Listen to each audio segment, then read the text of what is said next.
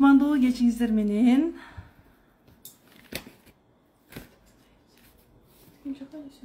Мына жерге барып көрчү. YouTube'га да кирип атабыз азыр. Ушундай тура берсин. Экөө катар тура берсин мындай. Жакшы.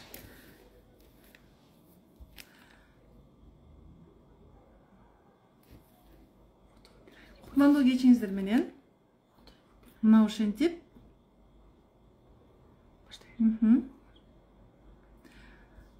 Мына ошентип сиздер менен бүгүн эркектин напсиси аял деген сабагыбызды баштап атабыз. Бүгүнкү темадан ким эмне алгысы келет? Ким эмне алгысы келет? Угулуп атам, көрүнүп атам,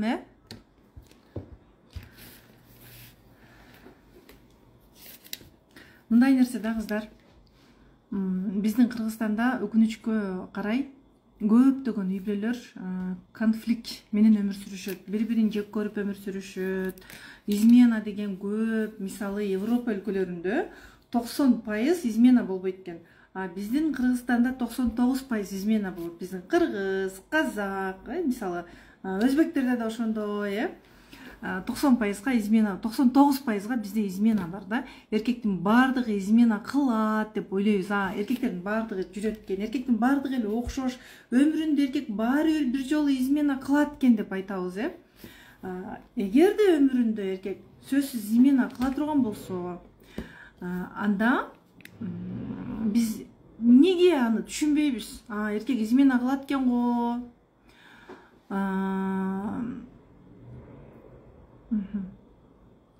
Норма бул деген эркектер баары измена кылат деп түшүнүп койбойбуз. Мен эркектин нафсысы кандай экенин билгим келет дейт. Кызганчаакмын, күйөөм Москвада жүргөндө кыздар менен жатып жүрүптүр. Азыр эч ишенбейм, кечке чала берем, жадап бүттүм, уйку жок. Чала берсеңиз эле аялым чалып калат азыр деп жүрбөй коет да, жатпай коет да эч ким менен, Кыздар кичине ойлонгулачы. Лучше өзүңөргө карагыла, күйөөңөргө чалып, аны контролдоп, ага апа болом деп ойлогула. Бул сиздин биринчи ошибкаңыз. Кыздар, суроолоруңуздарды калтырып туруңуздар, жазып туруңуздар бир жерге. Мен азыр эфирде өчүрөм, антпесе оюбуз бөлүнүп кетет экен. Азыр мен комментарийди өчүрөм. Мындай кыздар, эркектин нафсысы аял деген теманы бүгүн ачып берейин. Ачып бергенге аракет кылам. Мындай сөздөр бар, Мындай эле түз эфирге кирип салчы. Фотосу жок, фон жок болсо деле. Может, аны сактабай коебуз, эгер жакшы болбой атса. Мындай сөздөр бар да. Сүй аял. Аял зат өзүңдү сүйчү, өзүңө карачы. Ар бир аял сулуу, ар бир аял сүйүүгө татыктуу деген сөздү биз миллион жерден окуп атабыз го. Бирок ошону уккан аял жеңди түрүнгөн боюнча, чачы тапсы айткан боюнча бытка кирип кетет. Неге? Анткени биз ошондой настройкаланып калганбыз, мындайча айтканда. Билебиз ар бир аял жакшы ылайыктуу экенин. Кээ бир аялдар ойлойт. Мен жок, мен жакшы ылайыктуу эмесмин. Мен башкача жаралып калганмын деп өзүн жакшы ылайыктуу көрбөйт, жакшыга ылайыктуу көрбөйт. Мындай кыздар.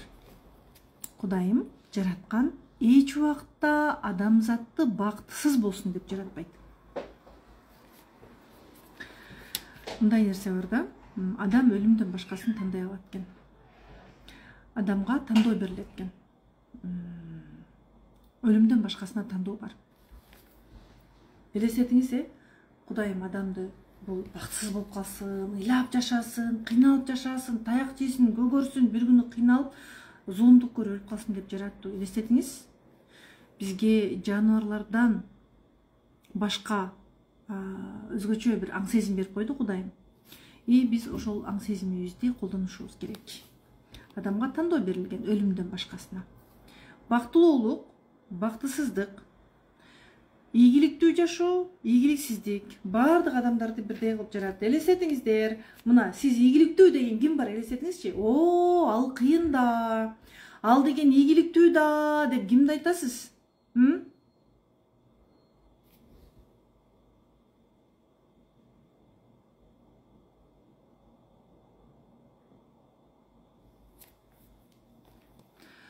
Эми ошол адамды караңыз. Эки колу бар. Эки буту бар. Сиздикиндей көзү, сиздикиндей мурду бар. Жанын 5 колу бар бекен, 5 буту бар бекен, 5 көзү бар бекен. Элестетиңиз.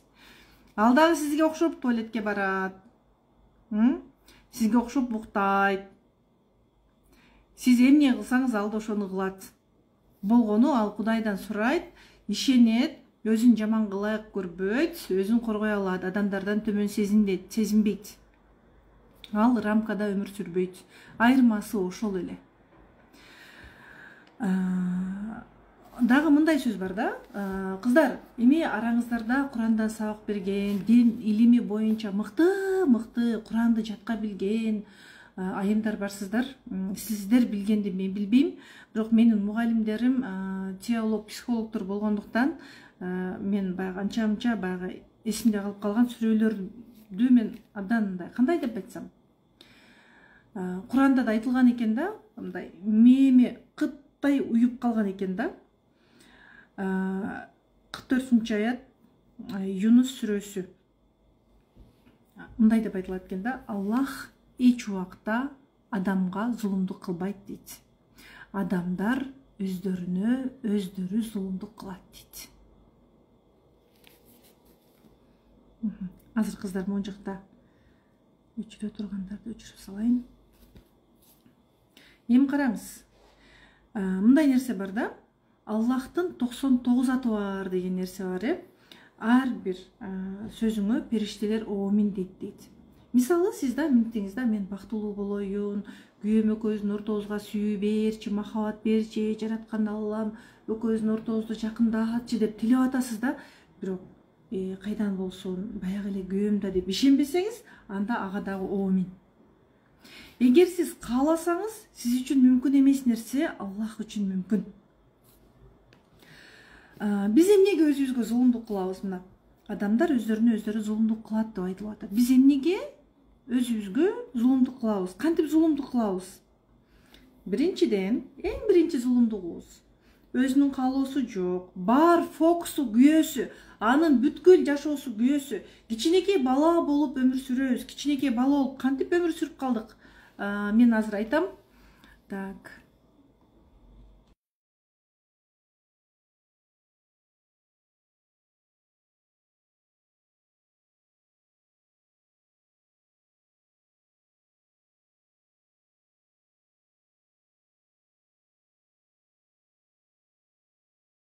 Кыздар, мен үнүм кандай угулуп атат? Үнүм жакшы эле угулуп атабы? Үнүм айтып коюңуздарчы, үнүң жакшы угулбай атат деп атышат могу жакта. Чырылдап атат деп атышат. Сиздерге кандай угулуп атат? Эгер үнүм жакшы болбосо, мен кайрадан кирейин эфирге. Үнүм чырылдап калган болсо, башынан кирейин, кандай болуп атат үнүм? Айтсаңыздар. Могу YouTube'дагылар үнүңүз кырылдап чыгып атабы? Неге кырылдап атат? Жакшыбы? Сом деп атасыздар го. Жакшы. Могу жактагылар чырылдап, кырылдап дейт. YouTube тоңдошубуз керек экен, Всё түшүнүктүү. YouTube тоңдош.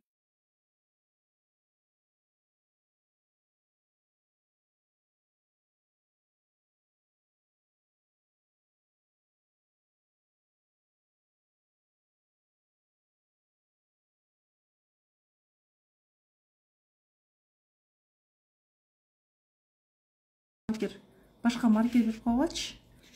Дегенде ал өчпөй калат. Эми биз эмнеге зулумдук кылабыз деген жерге келдик. Мага маркер срочно керек болуп экен. Бере салгыла. Анан өчүргүч доска менен иштешим керек экен. Жакшы. Азыр маленькая я боюнча сүйлөшөбүз. Биз неге зулумдук кылабыз, неге адамдарга жагынгыбыз келет?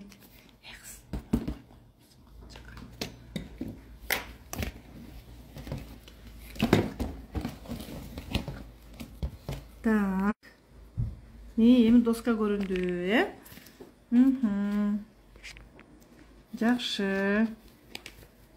Неге адамдарга биз жагынабыз? Кантип зулумдук кылып атабыз? Бардыгы эле Аллах. Бул сиз. сиздин подружкаңыз дейин. Бул дагы сиздин айланаңыздагы бир адам.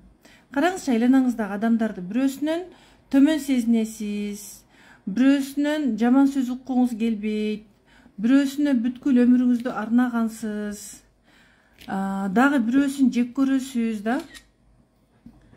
Бирөөсү сиздин өмүрүңүздү башкарат. А бул сиз бул жерде. Неге сиз өзүңүзгө зулумдук кыласыз?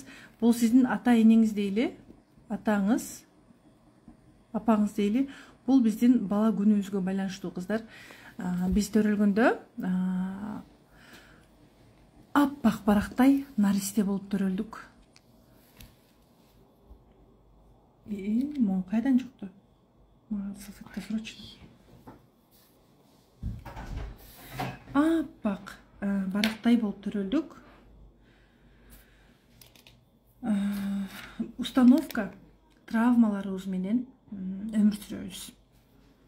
Установка травмаларыбыз дегенде кичинекей кыз, азыр кыздар мен колумду сыя кылып алдым, ачайынчы, кайдан сыя болуп калган, муну мусорго акырын таштап салыш керек. Азыр кыздар YouTube кайрадан кошулду. Эми YouTube кандай убат болду экен? Азыр кыздар. Көрүнбөйт. Эмнеге көрүнбөйт кыздар? Көрүнүп атам го.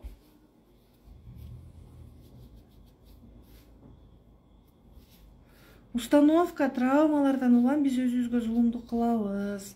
Кантип качан зулумдук кылып калдык? Суроолорду бербей туруңуздар. Азыр связды жакшылап алгандан кийин комментарийди өчүрөм. Суроо бербей эле коесуздар. Мага өчүргүчтү берип салууга, тигил жакта турат.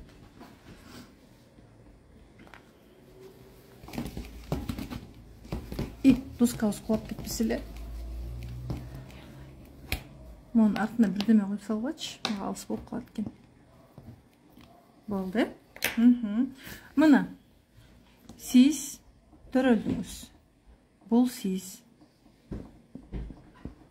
Бир канча жаш кезиңиз болсун? 0 жаштан 18 жашка чейинки курагыңыз. Бул сиздин апаңыз, бул сиздин атаңыз. Ааламга туп-тунук, таап-таза болуп келдиңиз.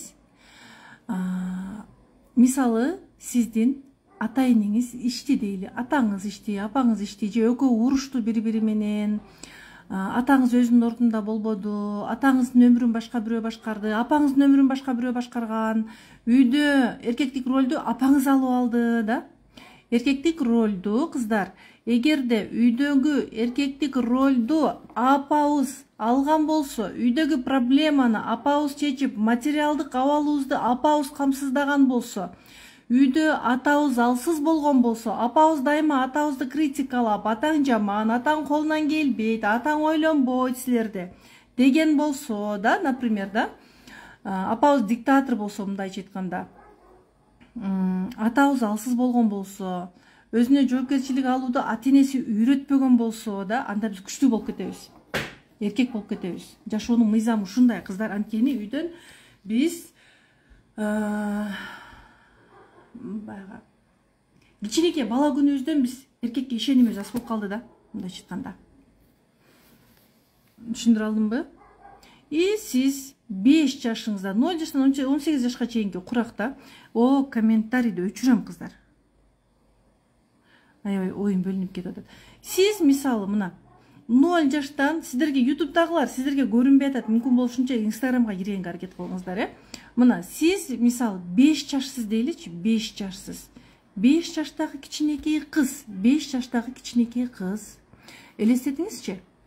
Үйдө кулагына дайыма атаң жаман, атаң эч нерсени ойлонбойт, атаңа баары бир, атаң силерди жек көрөт, атаңа башка аялдар болсо болду деген сөздү 5 жаштагы кыз угуп чоңойду. Бул кызга атасы керек да, атасы ичсе дагы, апасын урса дагы баары бир атасын жакшы көрөт. Анткени бул кызга ата аба менен судай керек. Бирок манайы жок. Анткени өзү ишенген адамдын бул кыздын мээсинде 5 жаштагы кыздын оюнда атасы жаман. атага ишенбейт бул кыз. Карасаңыз, эгерде үй бүлөңүздөрдө ата энеңиздер урушса, үйдө апаңыз эркек болуп кеткен болсо, атанын орду жок сиздин жашооңузда. Же болбосо экөө ажырашып кеткен болсо, атаңыз менен ачык сүйлөшпөгөн болсоңуз, көп тыюу салуу болсо сизге, анда сиз эркектерге ачылып сүйлөшө албайсыз. Байкасаңыз, сиз башка эркек, любой эркек линияңыз менен сиз ачылышып сүйлөшө албайсыз. Байкаңызчы, кесиптешиңиз, классташыңыз, группалашыңыз. Эгерде сиз да өмүрүңүздө бир группалашыңыз, классташыңыз же кайын же бир өмүрүңүздө таптакыр эле башка эркек адам, сен көйнөң сонун жарашыптыр, чачың узун экен, татынакай кыз экенсиң, же кандай просто мындай жөн эле комплимент айтып койду дейли, сен абдан жакшы окуйсуң, же болбосо боюңдун узун экени өзүңө жарашат, жөн эле бир комплимент айтса, сиз аны сүйүү деп кабыл аласыз, внимание деп кабыл аласыз. Неге? Анткени баягы кичинекей кызга атанын сүйүүсү жетпей калган. Байкап көрсөңүз, жөн эле сизге бирөө комплимент айтып койду, о рахмат, чоң рахмат деп басып кете албайсыз да. Жөн эле комплимент айтты деп дагы түшүнө албайсыз. Сизге атанын сүйүүсү, мээрими жетпей калгандыктан, сизге ата жетпей калгандыктан, сиз башкалардын сөзүн сүйүү деп кабыл аласыз. Дене боюңуз калтырап кетиши мүмкүн, кызарып кетишиңиз мүмкүн. Жана кыздар деле баталданып калат эмеспи? Мисалы, жана 14-15 жаштагы кыздарды карасаңыздар, эркекке алданып калышат. Анткени алар жакшы сөз уккан эмес. Бирөө ага кичинекей кыздарга да, 14-15 жаштагы кыздарга, сен татынакай экенсиң деп койду. Сен сулуу экенсиң го, сен татынакай экенсиң го десе, ал өзүнүн татынакай экенине ишенбесе дагы, ал берилип кетет. Жана сөзгө берилип кетет. Эрксизден ишенип кетет. Эми неге биз зулумдук кылабыз деген сөзгө келип атабыз. Бизди Кудай аял кылып жаратты. Эркелесин деп жаратты. Кылыктуу аял болсун деп жаратты. Биз ошондой эле аялбыз да. Болгону аялдар табиятын ичине катып койгон. Аялдык табиятын кысып койгон. Эгер ар бириңиздер ушул нерсени түшүнүп, кабыл алсаңыздар, ошол кичинекейиңиздерде албай калган сезимдерди өзүңүздөргө берсеңиздер, анда толук сиздерден кылыктуу, өзүн жакшы көргөн, флирт көрсөтө алган аял албетте чыгат, кыздар. Мой YouTube эмне болуп атат, көрүнбөй атат окшойбу YouTube, YouTube эмне болду?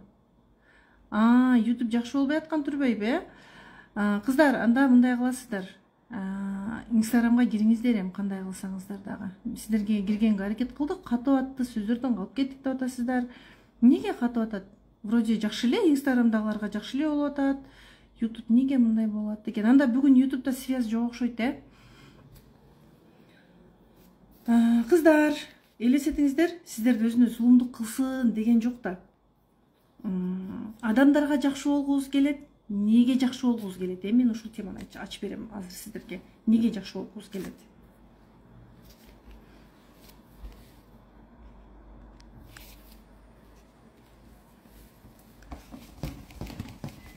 Мой YouTube'да чыгып эле кетет окшойбуз, Связь жакшы болбой калды деп атасыздар. Кыздар, неге YouTube'га кирбей калдык? YouTube'да вообще болбой атат связь. Ошондуктан YouTube'га кире албай калдык. Катып атат деп жазып атышат. Мына кыздар, неге так адамдарга жакшы болгубуз келет? Биринчиден, мына бул биздин апабыз да. Биз апабыздын курсагындабыз. Бул тема боюнча мурда ачык айтпасам керек эле. Апабыздын курсагында жатабыз. Сизди көтөрүп жүрөт апаңыз. Бул атаңыз. Эркектер жөнүндө айтчы, эркектер жөнүндө билгиңиз келсе, мына ушуну угуңуз. апаңыздын боюндагы кезинде маанайы жок. Ыйлайт.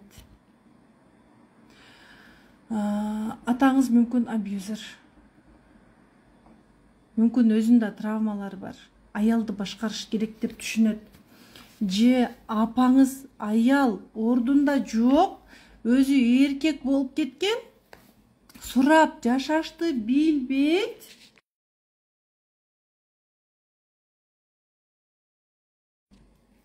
Сурап жашаганды билбейт. Апа эрте өзүнүн аялдык ролунан чыгып кетти. Супер болгочу. Кайра төрөдү. Жумуш, апаңыз, кайын журт, ата-эненин тыйымдары, тыюу салуулары, эл айтат, ушагайың айтышат.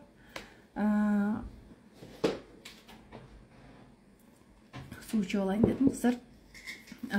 Айтор, апаңыз дагы өзүнүн ордунда жок. Баат эле боюндагыларында өзүн ого бетер таштап салды да. Же деградацияга кирип кетти. Же атаңыз апаңыздан аялды көрбөй калды. Эми мына сиз түйүлдүксүз 40 күндөн баштап 9 айга чейинки түйүлдүк нерв системасы иштеген. Жүрөгү согот түйүлдүктүн, түйүлдүктүн жүрөгү согот. Нерв системасы иштейт. Ападан баарын алып атат. Апа ыйлады, күйөөсү внимание бербей койду. Жегиси келген нерсесин алып келип берген жок, анткени туура сураганды билген жок.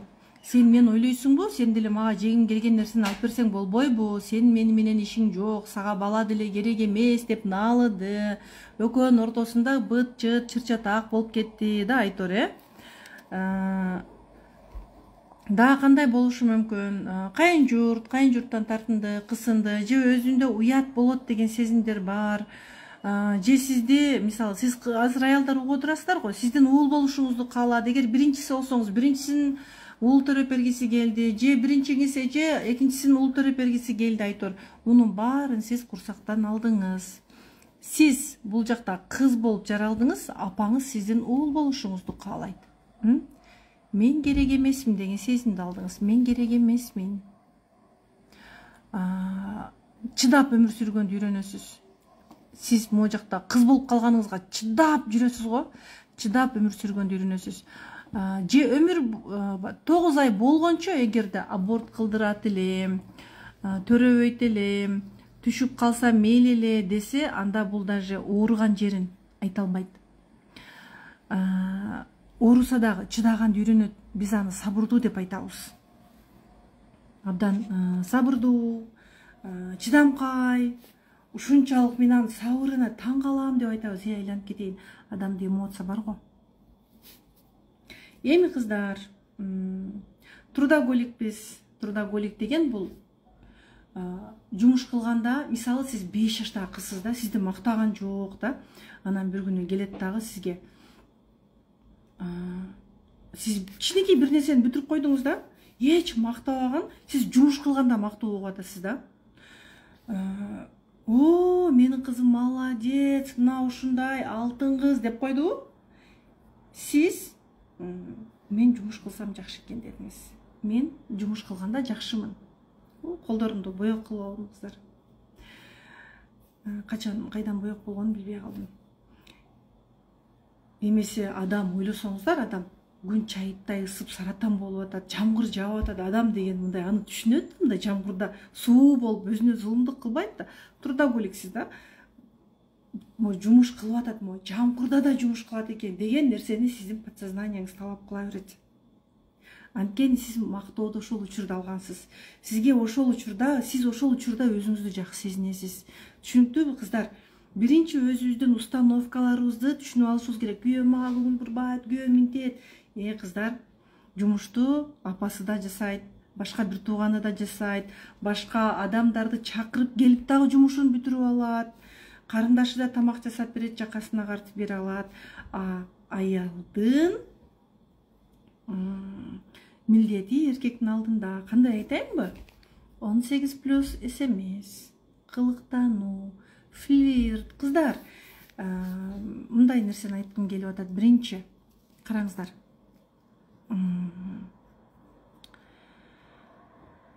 Дептер ручкаңыздарды алып келиңиздерчи. Дептер, ручка алып келиңиздер. Алып келдиңиздерби?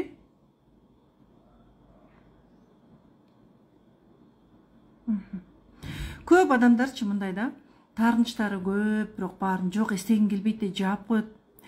Ал бир күнү денебизден оору болуп өсүп чыгат. Сен ичиңе жаап койдуң го, жок мен эстебейм бүттү дегениң менен, ал бир күнү баары бир оору болуп өсүп чыгат.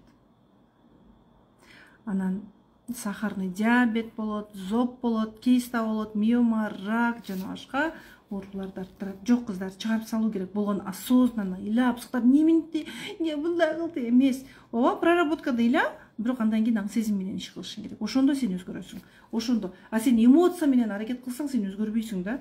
Аң сезим менен. Ошон үчүн бизде биринчи сабак болот, проработка болот, тапшырмалар болот.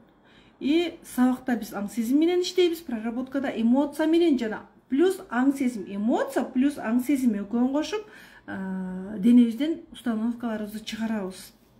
Проработкалардан кийин аял оңой кылыктанып калат. Бирок сразу кыздар, кичинекей убакытта өзүңүздөрдөн бир чоң нерсе талап кылып албаңыздар да, анда жыйынтык аз болуп калат.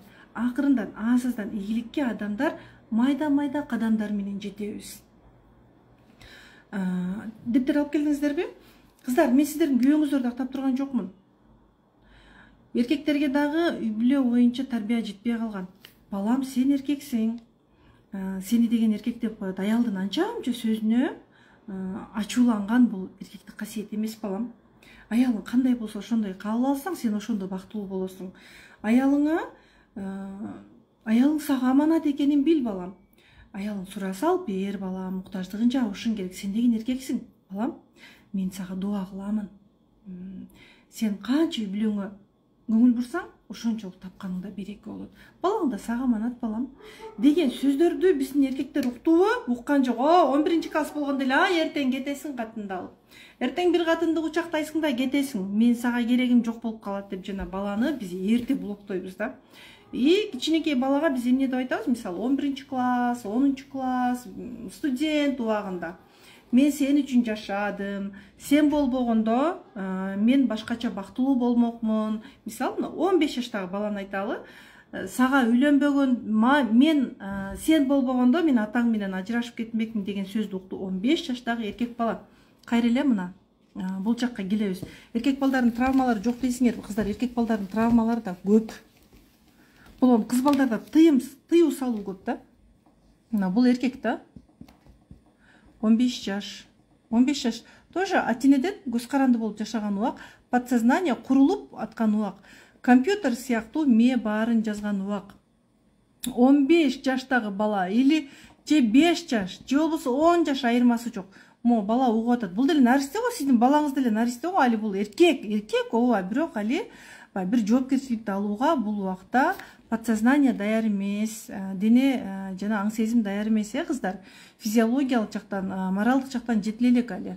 Мына 5 жаш, 10 жаш, 15 жаш айырмасы жок. Кичинекей балага апа айтып атат да. Сен үчүн жүрөм, сен болбогондо мен башкача жашамакмын. Же атасы айтат, мен сен үчүн кылган жыйганым бардыгы сен үчүн. Биз силер деп мына өзүбүз кийбей ичпей окутуп атабыз, жегизип атабыз.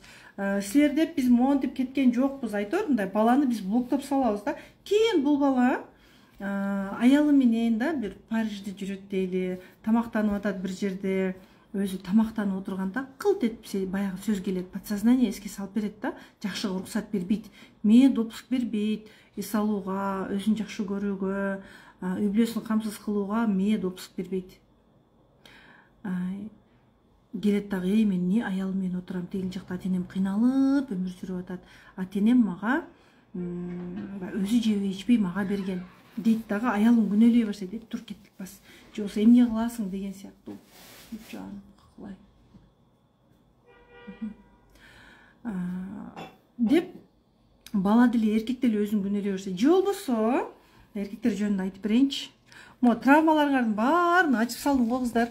Эми баарын ачкан жокмун, али көп нерсе бар кыздар. Болгону ушул нерсени түшүнүп алышыбыз керек да. Анан жек көрүп жатып калбагыла, мен силер жек көрүп жатып калсын деген жокмун. Болгону ушул нерсени аң сезим менен түшүнүп алышыбыз керек да. Же болбосо мына так эркектердин травмасы боюнча бул сиздин күйөөңүз. Бул анын апасы. Атасы дейличи. Чоң кылып тартып салдым. Бул анын апасы да. Апа. Апа, ата. Могу бала 18-ге чыкса деле, ушул экөөнүн айтканынан чыга албайт да. Кой балам, ал жака барып эмне кыласың? Кой балам, аны кылып эмне кыласың? Андай болгондо сен кыйын болуп кетмек белең. 0 жаштан баштап ага бир да жолу уруксат бербеди, бала өз алдынча болгонду үйрөнгөн жок. Качан бала 15 жаштан кийин мен кетем шаарга, мындай кылам дегенде могу экөө чыгат да. Сен эми эле чоңоюп калдыңбы? Биз сени кандай кылып чоңойттук айтор. Же болбосо могу апасы мо эркек го, сиздин күйөөңүз дейле, сиздин күйөөңүз да. Үйдө апа кыйын болуп кетти да. Апа эркектин ролун басып кетти да. Эгер үйдө эркек адамдын ролу болбосо, апанын ролу көбүрөөк болсо, эркек адам кичине майдараак болуп калат, өзүнө ишенбей калат. Ата кандай болсо дагы балага мээрим берип, ишеним берген болсо, апасын алса дагы, анда эркек кайраттуу болуп чоңоет кыздар. Эми муну сабактарда дагы түшүнөсүздөр, мен муну майдалап жеп учуп отурбайын. Эми кыздар, дептер ручкаңыздарды алып отурасыздар, өзүңүздөргө суроо бериңиздерчи. Өзүңүздөргө суроо бериңиздерчи. Макул. Күйөөңүздүн травмасы бар, ооба. Күйөөңүз идеалдуу эмес, ооба. Макулмун, мен келишем, ооба, туура. Күйөөңүз сөзүнө фильтр коюп сүйлөгөндү билбейт, аялга көңүл бурганды билбейт, ооба, туура. Балдарга мээримдүү эмес, ооба, туура. Баарына мен баарын кабыл алам кыздар, туура андайлар бар кыздар. Бирок кара, жаз. Мен мындан ары жашайынбы бирге? Эмне кылам? Кара. Күйөөңдүн бир жакшы жери бар. Же мүмкүн бир кичинекей минусун сен көтөрө албайсың, бирок андан көп жакшы жери бар.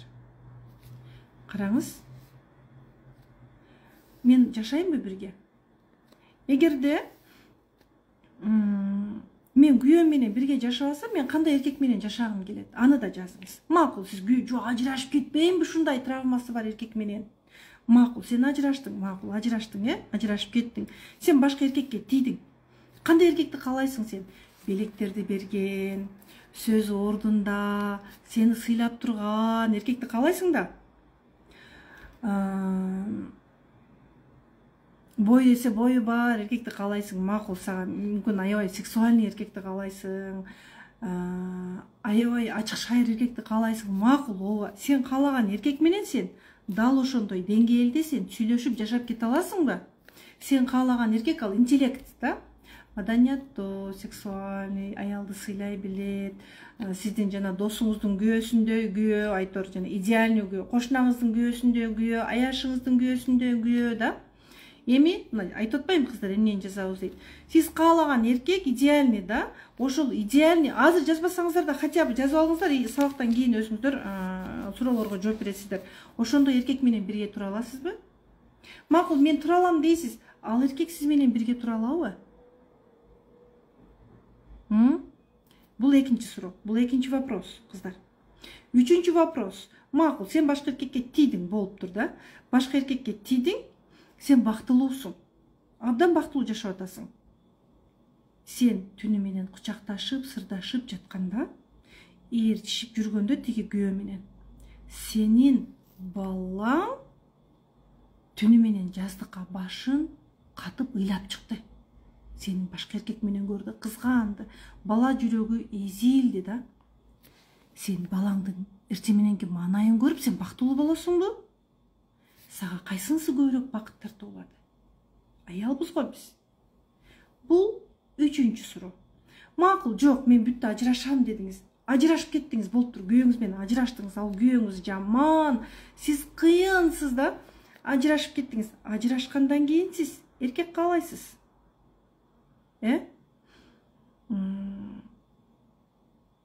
Эркек кааладыңыз. Эркек менен жаткыңыз келди, сырдашкыңыз келди. Адамбыз го. Аялбыз го. Аял эркекти каалайт. Эркек аялды каалайт. экөө бири-бирисиз жашоодо өзүн жалгыз сезет. Эми ошондо да сиз бирөө менен баары бир ойноштук кыласыз. Тилекке каршы бул нерсе болот, кыздар. Ооба, бул нерсе болот. Баары биз каалабайбыз, бул зына, ооба, бул күнөө, бирок бул нерсе болот тилекке каршы. Ал сен каалаган нерсени бере бер. Менимче жок.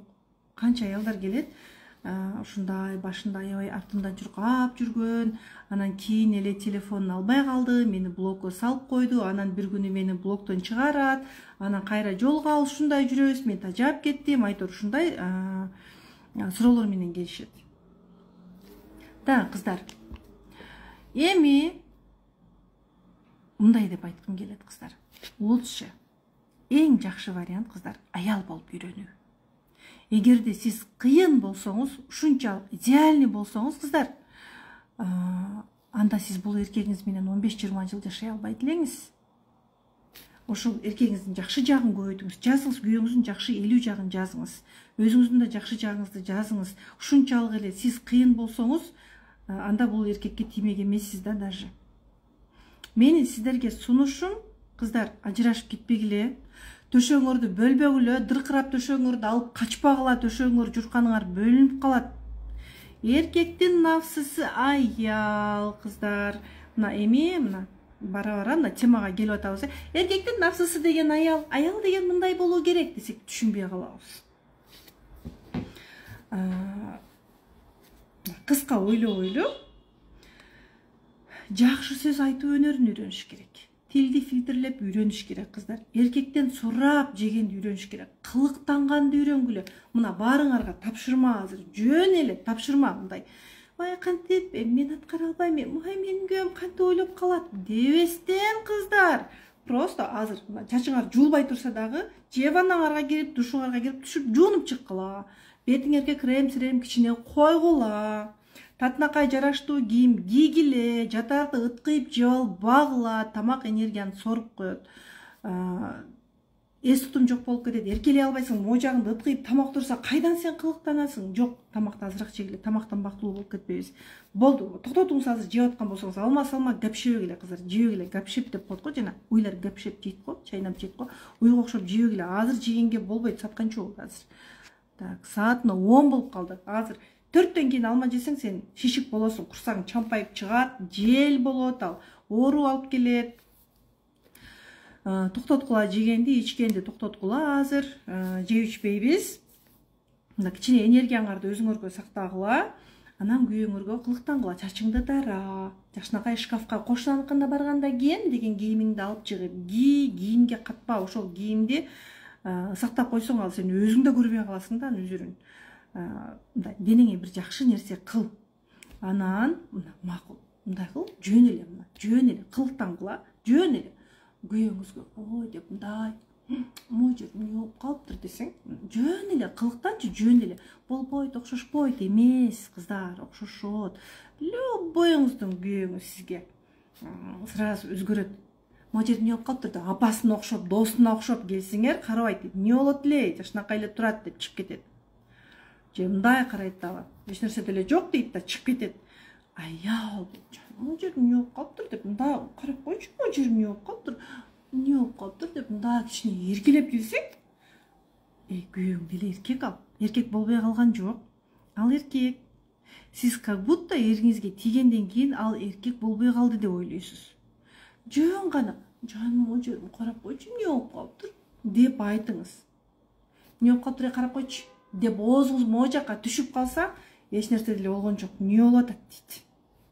Анан айтасыз да барып, эмне болуп калыптыр десеңиз, күйөөңүз айтат, ооба, эч нерсе болгон жок дейт. Анан таарынып отуруп каласыз. Үн тон, мимиканы оңдогула, кыздар.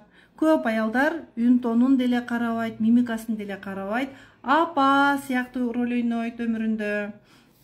Айым сыры курсунда, кыздар, көп техникалар бар. Ооба, кыздар, ар бир курстун алдында биз акысыз эфир өтөбүз. Кааласаңыздар жазыласыздар, каалабасаңыздар өзүңүздөр билесиздер. Бул сатуу эфири дагы. Ким каалайт, өзүнө акча жумшайт, кааласа интенсивге жазылат, кааласа прого жазылат. Этап менен нолдон баштап өтөбүз. Сабакка кирсеңер эле, эркекке мындай кылыктаныш керек деп айтпайбыз. Бул сатуу эфири. Курс боюнча айтайын. Курс 20 ноябрь күнү башталат. Айым сыры интенсив жана про тарифи. Интенсив тарифи 990 сом, про тарифи 2190 сом. Про тарифинде 18 сабак бар жана 15тен ашык проработка бар. Сабактары жаңыланып атат. Эркектердин типтери деген мощный сабак бар, кыздар. Проработкалар бар. Өмүрүңүздү аң сезим менен, акыл менен өзгөртө аласыз. Интенсив тарифинде 7 сабак, 5 проработка, 7 интим гимнастика бар. 10дон ашык интим гимнастиканын түрлөрү бар про тарифинде. Жана позалар, чыгыш бийим, макияж. Кыздар, мен азыр даже программаны айта албайм, айтып бүтө албайм да. Азыр мен меме бардыгы келбейт, точно айтам, кыздар. Көкүрөктү калыбына келтирүүчү көнүгүүлөр бар, массаждын бүткүл түрлөрү бар. Кыздар, эгерде кааласаңыздар, курска жазылып жетишип калыңыздар. Азыр сиздер бул жерден 10% угуп алып эле деп отурасыздар да. Сабакта 18+ СМСтин түрлөрү бардыгы тепкич менен берилет. Сиз көп курстарга жазылып аласыңар да, кыздар. Жок, мен башка курстарды аларды жамандап турган жокмун, кыздар. Болгону адис тантаганда да адашпаш керек да. Биринчи этаждан сен 10-чы этажга көтөрүлүп кете албайсың да. Ийгиликке сен лифт менен жетпейсиң да. Майда тепкичтер менен өтөсүңөр. Ким каалайт, жазылыңыздар. И оффлайн форматыбыздагы 20 ноябрь күнү башталат. Жаңы жылдан кийин курстарыбыз кымбаттайт. Анткени курстун баалуулугу өтө жогору. 22 жыл болду жолдошум менен жашап атканыма. Ажырашып кеткен жокмун. Кыздар, мындай да, мен ажырашып кетпедим деп мактанбайм, кыздар. Болгону тырышып, кайсы жерден мен ката кетирдим. Кайсын эмнени оңдошум керек? Ооба, кээде обидно болуп кетет, кыздар. Кээде чындап обидно болуп кетет да. Аял киши баарыбыздарга неге мен аракет кылышым керек деген мындай бир ушунчалык бир капа болуп кетесиң да. Бирок антейин десең, ар жагыңды ойлойсуң, бер жагыңды ойлойсуң, баары карайсың. Эркек аялсыз өзгөрө албайт экен. Бул жашоо, бул табият. Сенин аялдык табиятың канча күчтүү болсо, эркегиңдин жанында өзүңдүн ордуңду билсең, мына ошондо эркек өзгөрүп кете берет экен. Менин өмүрүмдө идеалдуу болду деп ойлойсуздарбы? Жаңы келген айымдар толтура угуп атасыздар менин аксыз эфирлеримди, башка угуп электер. Мени биринчи жолу угуп аткандар, сен менин күйөөмдү билбейсиң да деп отурасыздарбы? Барсыздарбы ошондой айымдар? Менин күйөөмдү билбейсиң дегендер отурасыздарбы?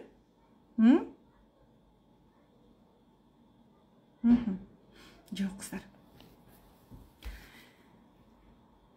Менин күйөөм да измена кылды. Таяк жедим. Ажырашуу болду өмүрүмдө. 2,5 жыл ортодо экөөбүз бөлүнүп жүрдүк. Арыгы менен, семизи менен, улуусу менен, кичүүсү менен дагы жүрдү. Таяк жеп тура албай калган күндөрүм болгон. Чын. Бирок ушул обидно болуп кетти мага дагы. Мен дагы сиздерге окшоп менин күйөөмдү билбейсиңер деп айткым келчү. Бирок кыздар, коронаны чечип, көбүрөөк мындай кылыктуу аял болушубуз керек экен. Бир дагы эркегиңе көз каранды болбогонду үйрөн. Кылыктуу бол, тилиңе фильтр кой. Эркектин акчасын аяба, кыздар. Эркектин акчасын аябагыла. Да, кичине айтып берем, бул боюнча эгер убакыт болуп калса. Аял болуп жашагыла. Аял болуп жашагыла. Эркегиңердин короңордо 10 уюңар бар, 5 уюңар бар. Эртең менен туруп уйсайсыз, торпогуңузду айдайсыз да. Тишиңиз түшүп калган. Деп күлөсүз. Тишиңизди бекитип, көрөсүң аялдарды карап мындай кээде тишин оңдобойбу дейсиң да. Өзүңүз 25 000, 30 000, 50 000 зарплата аласыз. Деп тишиңизди бекитесиз. Аябай эркектин акчасын. Сура. Тишиңди оңдогуң келип, акча сурагың келип атса, тилиңди оңдо. Тилиңди фильтрле. мен тишим түшүп калган, мен кечке чейин иш кылам, малды мен деле карайм, анан турпокту мен деле карайм, кечке чейин кулдай болуп иш кылам, эркектин ишин кылам, лололололололо, тишимди оңдогонго акча бер десең бербейт. Ооба, түшүнөм, ооба, чындай эркек болуп иш кылып атасыңар. Эркегиңерден көп энергия жумшайсыңар, точно билем кыздар, ооба. Бирок эмне кыласың? Тишиңди оңдогуң келсе, эркегиңдин сага акча беришин кааласаң, тилиңди оңдошуң керек. Бир сөз айтайын, мындай деп айткылачы. Күйөөңүзгө барыңыз дагы, жаным, сен ушунчалык жоомартсың, ак көңүлсүң деп айтыңыз да, жоомартсың, ак көңүлсүң. Мен досторум сени дайыма күйөөң кандай кыйын деп айтат. Сен сонун күйөөгө тийип алгансың деп айтат. Кайсы досуң десе, баланча досум, түкүнчө досум эмес. Эми көптөр эле айтат, кайсыл бирин айтайын, баардыгы эле сени мактай беришет деп айтыңыз биринчи. Анан айтыңыз, жаным, тишимди оңдоп берчи деп айтыңыз. Ушунча акча кетет экен, мындай баланча пулум бар, ушунча турат экен, түкүнчө пулум бар, ушунча турат экен деп айтыңыз да. Оңдоп берчи жаным деңиз. Анан ошол күнү эле оңдоп бербесе, чалкаңыздан түшүп калып, оңдотпасаң оңдотпа, өзүм деле оңдоп алам, ла дебеңиз да. Күтүңүз, ал күнү оңдотпойбу? Дагы сен өзүңдүн аял экениңди тааны. Дагы аялдык сыпатыңдын үстүнөн иште, интим гимнастика жаса, жыныстык жана мүчөнү сооруп ала турган техникаларды, про тарифине жазылыңыз дагы, мүчөнү сооруп ала турган техникаларды үйрөнгүлө. Көнүгүүлөр бар, жыныстык катнашта мүчөнү сооруп ала турган офлайн форматыбыз бар, онлайн форматыбыз бар. Төшөктөгү өрт аял техникаларын үйрөнгүлө да. Анан байкаңыз, эгер күйөөңүз отказ берсе, сиз аял болуп сүйлөп атасызбы, эркек болуп сүйлөп атасызбы? Көп аялдар ичинде блоктору көп. Катып калган блоктору бар. Түйүлдүк кезден алган блоктору бар. Ишеним жок өзүнө. Сен качан ошол блокторуңдун үстүнөн иштегенде, сенде кадимкидей жеңилдик келет. Кыздар, могу жерде комментарийди ачып койдум го. Ошол блокторун таап, кадимкидей кылыктуу болуп, эркелеп, тилге фильтр коюп сүйлөгөндү үйрөнүп калган айымдар барсыздар, онлайн сабагыма катышкан көптөгөн айымдар бар. Мындай чын жүрөгүнөн даже ойлорун бөлүшкүлөрү келет. Айтышат, кыздар, өзүңө сабактарды караш керек экен, кайра угуш керек экен, гимнастикаларды жасаш керек экен деп айтат. Могу жерде катып калган блокторубуз бар да, мындай эркекке ачык сүйлөй албайт, оюн ачык жеткизе албайт. Мындай отурса дагы, мындай директордун жанында отургансып, тишимди оңдоп берчи деп мындай сүйлөйт да, жаным деп, мындай тишимди оңдоп берчи деп, мындай кылыктан албайт да.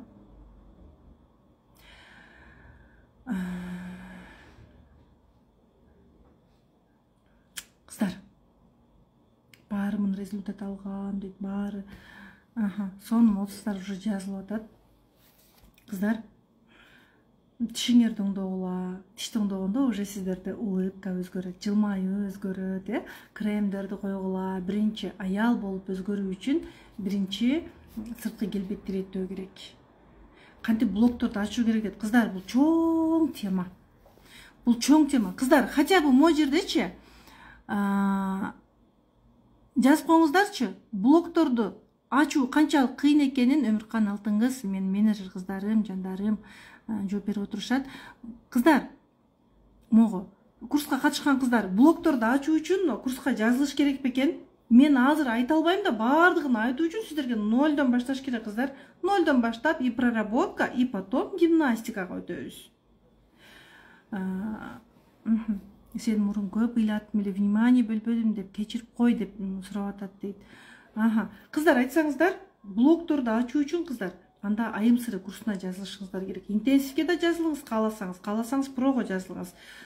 Эгерде терең баардыгын окуйм, күйөөмдүн да психологиясын билип алам, баламдын да психологиясын билип алам, кайындарымдын дагы психологиясын билип алам, өзүмкүн дагы билип алам, төшөктөгү өрт аял техникаларын үйрөнөм, нолдон баштап 100ге чейин толук үйрөнөм, толук өзгөрөм десеңиздер, анда про тарифине жазылыңыздар. Дагы да сонун өзгөрүлөм десеңиздер, ооба, интенсивке да жазыла бериңиздер. Мен сиздерге чындап айтайын, кыздар, өзүңүз ботекс билет. Жок, кыздар, ботекс эмес, мотексти билбеймин. Могу блокторду ачуу үчүн курска жазылбасаңыздар чындап ачуу кыйын кыздар.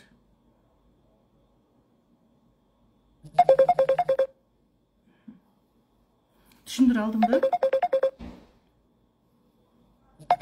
Мен продомун, блогдор ачылгандан кийин анан айтыктык ачылат экен деп жазып атасыздар. Көп айымдар жазып атасыздар. Окуш керек деп атат. Ооба, окуш керек, катышуу керек сөзсүз дейт. Блогдорду ачуу үчүн курс керек, жыйынтыгы зор деп жазып атасыздар, Ойбой.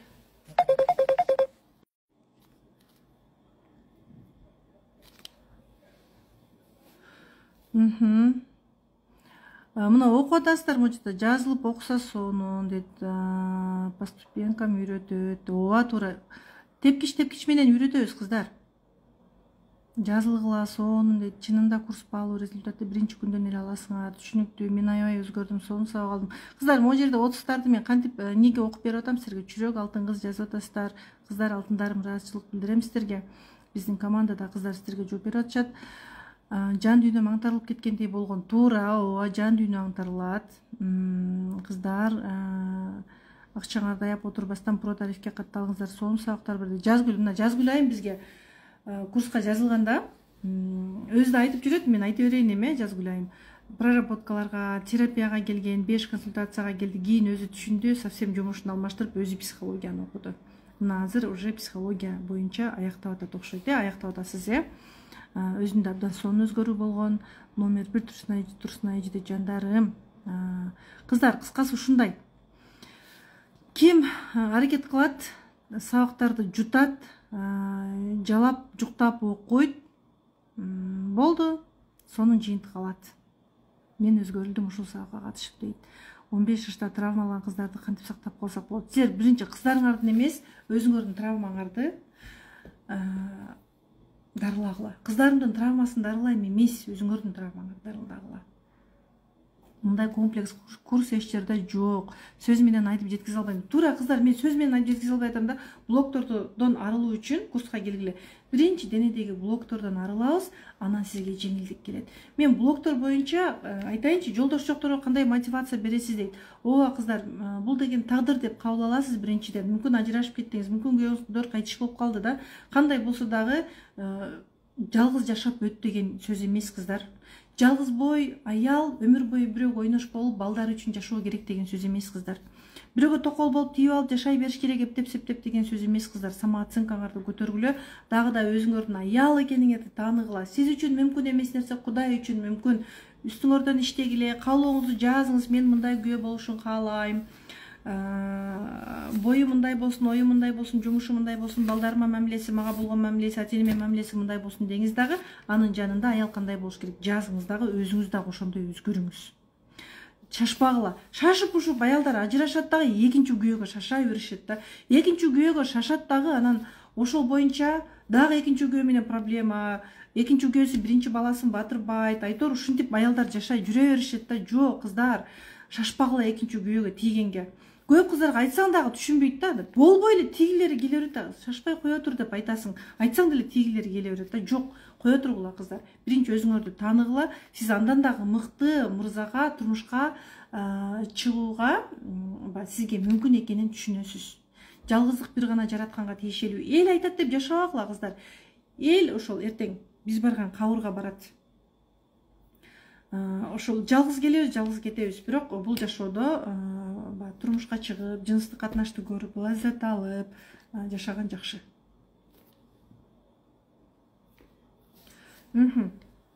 Так, кыздар, бар кыздардын суроолоруңуздарга азыр жооп бере албайм. Эгер убакыт болсо, мен суроолоруңуздарга анан жооп берүүгө тырышам, кыздар. Кайерге келдик эле кыздар? Жакшы сөз айтуу өнөрүн үйрөнүү үчүн да бирөөгө жакшы сөз айтардан биринчи биз өзүбүз жакшы сөз айтканды үйрөнүшүбүз керек.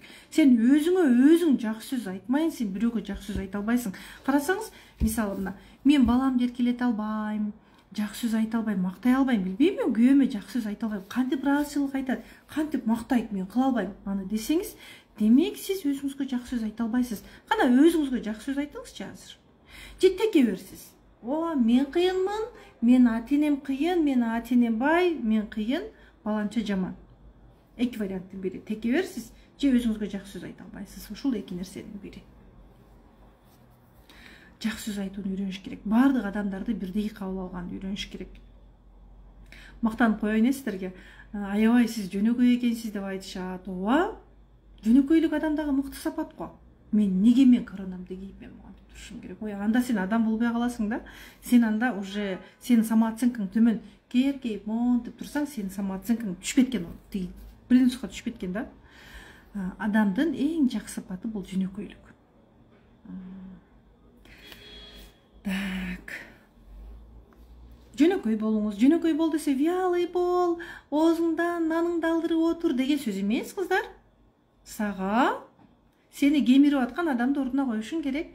Жөнөкөй, мен жакшымын деп отура бербей. Кемирген адам ким болсо дагы, сен энергияңды соруп аткан ким болсо дагы, жана токсичный адам ким болсо дагы сен андан алысташың керек. Ким болсо да ордуна коюшуң керек. Антпесең, энергиябызды жакындарыбыз сорот. Секин сөз менен айт, ордуна коюш керек. Чыгараңды коргой албасаң, сен өспөйсүң. Аял болуу өнөрүбүз жабылып калган. Кичинекейибизден кантип жабылып калды?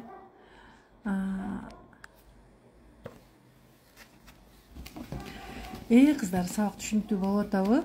Анан чалкаңыздардан түшүп, тарым жатып калбаңыздар. Мен апам мындай деген турбайбы? Бул атамдын сөзү турбайбы деп. Жок кыздар. Ата-энебиз бул жашоого бизди алып келгенине рахмат айтабыз. Алар болбосо сиз келет белеңиз? Жок, келбейт элеңиз. Элестетиңиздерчи, Турсунай Керимбековнанын установка травмалары жок деп ойлойсуздарбы? Менин травмаларым, установкаларым башыман ашып кетет. Мен сіздерге барын айтып отурбайм го. Мен айтсам өмүрүмдүн бир 5% айтам кыздар сиздерге. Барын айтып отурбайм го. Мен да эми үй-бүлөлүк сырларымды барын сиздерге ачып-чачып төгүп салбайм. Болгону ооба, менин установкаларым көп, травмаларым көп. Мен өзүмдү абдан жаман көрчү элем. Мен өзүмдү эң ыраң, суук адам көрчү элем. Мени ушу келин жакшы келин десе, мени жакшы келин деп айткандардын жанынан качып кетким келчү да. Булар мени как будто жана кылмышым ачылып калгандай. Булар мени билбей атышат, мен жаман экенин билбейт экен деп ойлочумун. Татынакай десе, булардын көзү көрбөйт окшойт, булар билбейт окшойт деп ойлочумун. Көрсө, бул менин установка, травмам экен. Мен да күйөөм менен сүйлөшкөндө могу жеринде бир нерсе катып турат эле. Мен ушуну жакында гана түшүндүм. Менде түйүлдүк кезден калган травма бар экен. Менин эркек болушумду каалаган экен. Себеби мага чейин эчем бар, мен экинчиси мен. Менден чоң байкем каза болуп калгандагы 1,5 болуп кеткенде, эми чарчап калды деп айтат. Билбейм башка жактарда кандай айтат. Бизде диалект ушундай, чарчап калды деп айтат. 5 болуп кетет. Бир канча жашында? Жок, 1,5 эмес, 1 жашка жетпей да. Ошол учурда мен апам боюнда түйүлдүк болгон экенмин да. Көрсө ошол ыйлаган апам, тарынган жашоого көз тийип калган экен. Бирөө келет, айтор буту колу ушундай өсүп, тыпырчылап, ойноп калыптыр, күлүп калыптыр, сенин балаң чоңоюп калыптыр дейт, дагы чыгып баратып, дем салдырып кой деп айтып кетет. Көрсө ал кишинин көзү бар экен да. Больницага барат, больницага барганда врачтар көз тийип калган деп айтат. Анан ушул баламдын ордун басып, уул болуп калса экен деп, мен уул болушумду кадимкидей эле күткөн экен. Мен жакында гана түшүндүм да, ошол могу жеринде турган катуу нерсе чыгып кетти. Баары ушул нерсе турат эле да. Ушундай бир күйөөмө сүйлөгөндө дагы көрсө, бизде эркек болушубузду кааладыбы, биздин эркектерге деген биздин денебизде конфликт болот экен да. Билинбеген конфликт болот экен. Эркектер менен ачык сүйлөшө албайсың, билбейм. Мен сүйөм деп айта албайм. Мен жакшы көрөм деп айта албайм деп айтышат. Аял болуу өнөрүбүз жабылып калган. Анткени биз эркектин жумушун кылдык, эркектин жумушун кылганда аялдык сыпат өчүп кетет да. Ичиңде кысылып калат. Салыштырылдың, мурдуң картошкадай, көзүң мындай, кашың мындай, чачың мындай, боюң узун болсо да акылың жок. Айтор, мындай сен эртең могу тилиң менен оюңду ачык айтып койсоң, балеге калдың эле. Сен могу тилиң менен эртең кайненең сени жеткизип келет, кызыл камчы күйөөгө туш келесиң. Ушундай сөздөрдү укканбыз да. Кичинекей кыз мына, мисалы мына, сен 5-6 класстагы убагыбызда эле биз ошондой сөздөрдү уга баштаганбыз го, 10 класс, мейли сен 12 жашсың, 13, 18 жашыңда апаңа сен өзүң оюңду айтып койдуң, же чоң энең айтып койдуң, же атаң айтып койдуң да. Бул биздин ата-энебизге көз каранды болгон курагыбыз го. Эмне деп айтат?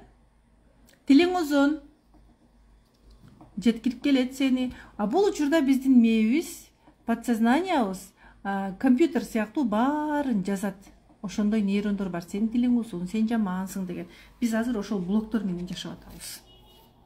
Сен бул блокторду тазаламайын, сен кылыктанууга, эркелөөгө, назик сүйлөөгө, тилиңе фильтр коюуга допуск бербейт. Бала чакаңды урушпай,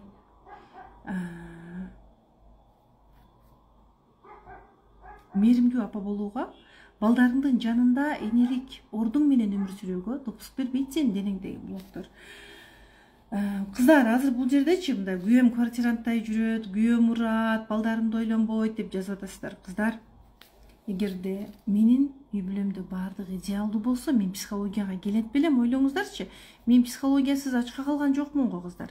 Мен буга чейин дагы мен жакшы акча тапчумун.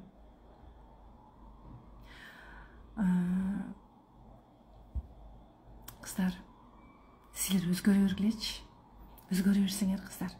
Тилди ала бергилечи. Менен бул жерде баардыгын айтып салбайм да кыздар. Баардыгын айтып салбайм да кыздар. Баарын айтып салбайм да. Баарын айтып салбайм кыздар. Мындай өзүңөр өзгөрө берсеңер кыздар, мен сиздерге мындай чын дилимден сырдашып айтып атам сиздерге. Мындай давай, курска жазыл деп турган жокмун кыздар. Чындап айтып атам.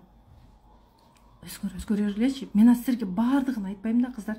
Менде да толтура сыноолор болгон, өзүм эркек болгом, мен ыйлагам да. Күйөөмө угузуп да угузбай да ыйлайт элем да. Мен ушинтип эркек болуп өмүр сүрүп өтүп кетемби? Күйөөмдүн камкордугун көрбөй мен өзүм эркек болуп, өзүм камсыздап баардыгын, өзүм ушинтип өмүрдөн өтүп кетемби деп ойлойт элем да кыздар. Жок, силер өзгөрө берсеңер кыздар, күйөөңөр да өзгөрөт. Кыздар, давайте өзгөрөлү. Аял болуп жашайлы. Эркектин, мына кыздар, ушул темага келип эле кайра кетип калып атабыз да. Жок, кетип калган жокпуз. Ошол теманы мен тереңдеп кетип атам да. Аял болуу өнөрү жабылып калган деп атам да. Балдарыбызга апабыз бизге кандай буйрук берип сүйлөгөн болсо, балдарыбызга да ошондой буйрук берип өмүр сүрүп атабыз да. Сен балаңдын жанындагы ордуң жок. Анткени сен өз ордуңда эмессиң. Кичинекей үздө блок басып калган бизде. Балдарыбызга да кыйкырабыз да. Балаңа кыйкырып келип туруп сен кылыктанчы. Кылыктан аласыңбы? Күйөөң келип калса, жаным сен аябай күтүп аткам да деп кылыктан аласыңбы? О деп монтип денелериңди эркелеп, жаным жерим карап койчу, эмне болуп калган дей аласыңбы? Жок, дей албайсың. Дал азыр ушуну жасап көргүлөчү, көп аялдар жасай албайт муну. Жаным жерим эмне болуп калган деп чоюлуп, монтип эркелей албайт азыр. Анткени аялдык сыпатын кысып койгон. Эркектин жумуштарын көп кылат, табиатын кысып койгон. Эркектин жумуштарын көп кылганда, так. Мындай. Эркектик энергиябыз көбөйүп кетет. Өзүнө жараша мамиле кылып, точно бактылуу болбойсуңар кыздар. Мен да өзүнө жараша мамиле кылып эч нерсе тапкан эмесмин. Мага да канча аялдар келет консультацияга, өзүнө жараша мамиле кылып эч нерсе тапкан эмес. Бактылуу болгум келбейт, урушуп талашып өмүр сүрөм, бир күнү о дүйнөгө кетем. Балдарым до такой степени травма алсын десеңиз, өзүнө жараша мамиле кыла бериңиз. Жок, бүттү, мен бактылуу болом. Күйөөм эмне кылса дагы ошо кылсын, мен аял болуп жашайм, мен Аллахтын ыраазычылыгы үчүн өзгөрөм. Мен ради балдарым үчүн өзгөрөм. Ради мен өзүм үчүн өзгөрөм, Аллахтын ыраазычылыгы үчүн өзгөрөм. Кандай болсо дагы мен өзгөрүүгө аракет кылайын десеңиз, анда сиздин өмүрүңүз до и после болуп өзгөрөт. Кыздар, сразу өзгөрүп кетпейбиз да. Сразу өзгөрүп кетпейсиң. Акырындык менен өзгөрөсүң. Балдарыңарга травма бербегиле. Эгер ата-эне урушуп талашып жашаса, анда балдар травма алат. Эртең кыздарыңыз дагы атасы эркектер менен сүйлөшө албайт кыздар, точно айтам. Эгер сиз күйөөңүз менен урушуп талашып жашасаңыз, эртең кыздарыңыз эркектер менен сүйлөшө албайт. Травмасы бар эркектер менен сүйлөшөт. Самооценкасы бийик, эркектик табияты күчтүү эркектер менен сүйлөшө албайт. Сүйлөшсө дагы аны менен бирге турмуш куруп кетүүсү кыйын болот. Анткени атага деген жабылып калат могу жагында. Лера айым, алтыным, сизди аябай жакшы көрөм. Сиз көп жолу катышсыңыз, Өзүңүз көрсөң күйөөң өзүнөн өзү өзгөрөт экен. Мен сиз айткандай эркек болчумун, азыр такыр башкачамын. Вот, көрдүңүзбү мына? Кыздар, мына көп айымдар жазып атышат. Мурдагы бул кыздарга биз акча деле берип койгон жокпуз. Азыр сиздерге неге жазып атат? Өзгөргүлө, аялдар өзгөрсөңөр деп жазып атышат. Могу жерде канча айымдар. Жазыласыңар, өзүңөр билесиңер, жазылбайсыңар, өзүңөр билесиңер. Бирок кыздар, мен Кудай угуп тургандай айтып атам. Кудай азыр мени угуп тургандай, Кудай мени көрүп тургандай айтып атам. Кыздар, укугула. өзгөргүлө. Ушул боюнча эзилип жашабагыла. Мен аялдардын эзилип жашаганын көрсөм, мен эзилип кетем кыздар. Мен өзүм бул жактан көрүп, боорум ачып кетет. Мен Кудай угуп тургандай сүйлөп атам. Аялдардын өзгөрүшүн каалайм. Аялдардын бактылуу болушун каалайм. Гармониялуу үй бүлө болушун каалайм. Ошол үй бүлөдө балдардын эзилип жашашын каалабайм кыздар. Чын айтайын. Ким кандай түшүнөт билбейм, ким эмне деп ойлойт билбейм, бирок мен аялдардын аял болуп жашашын каалайм. Бүкүрөйүп монтуп отуруп алып шалпылдап тамак жешин каалабайм.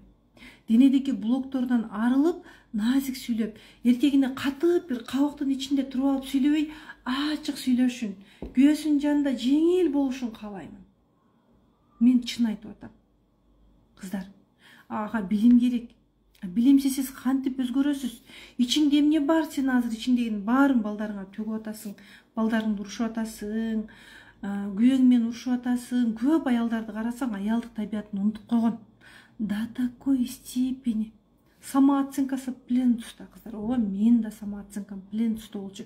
Бардык адамдардан төмөн сезинет элем. Өзүмдү күнөөлүү сезет элем.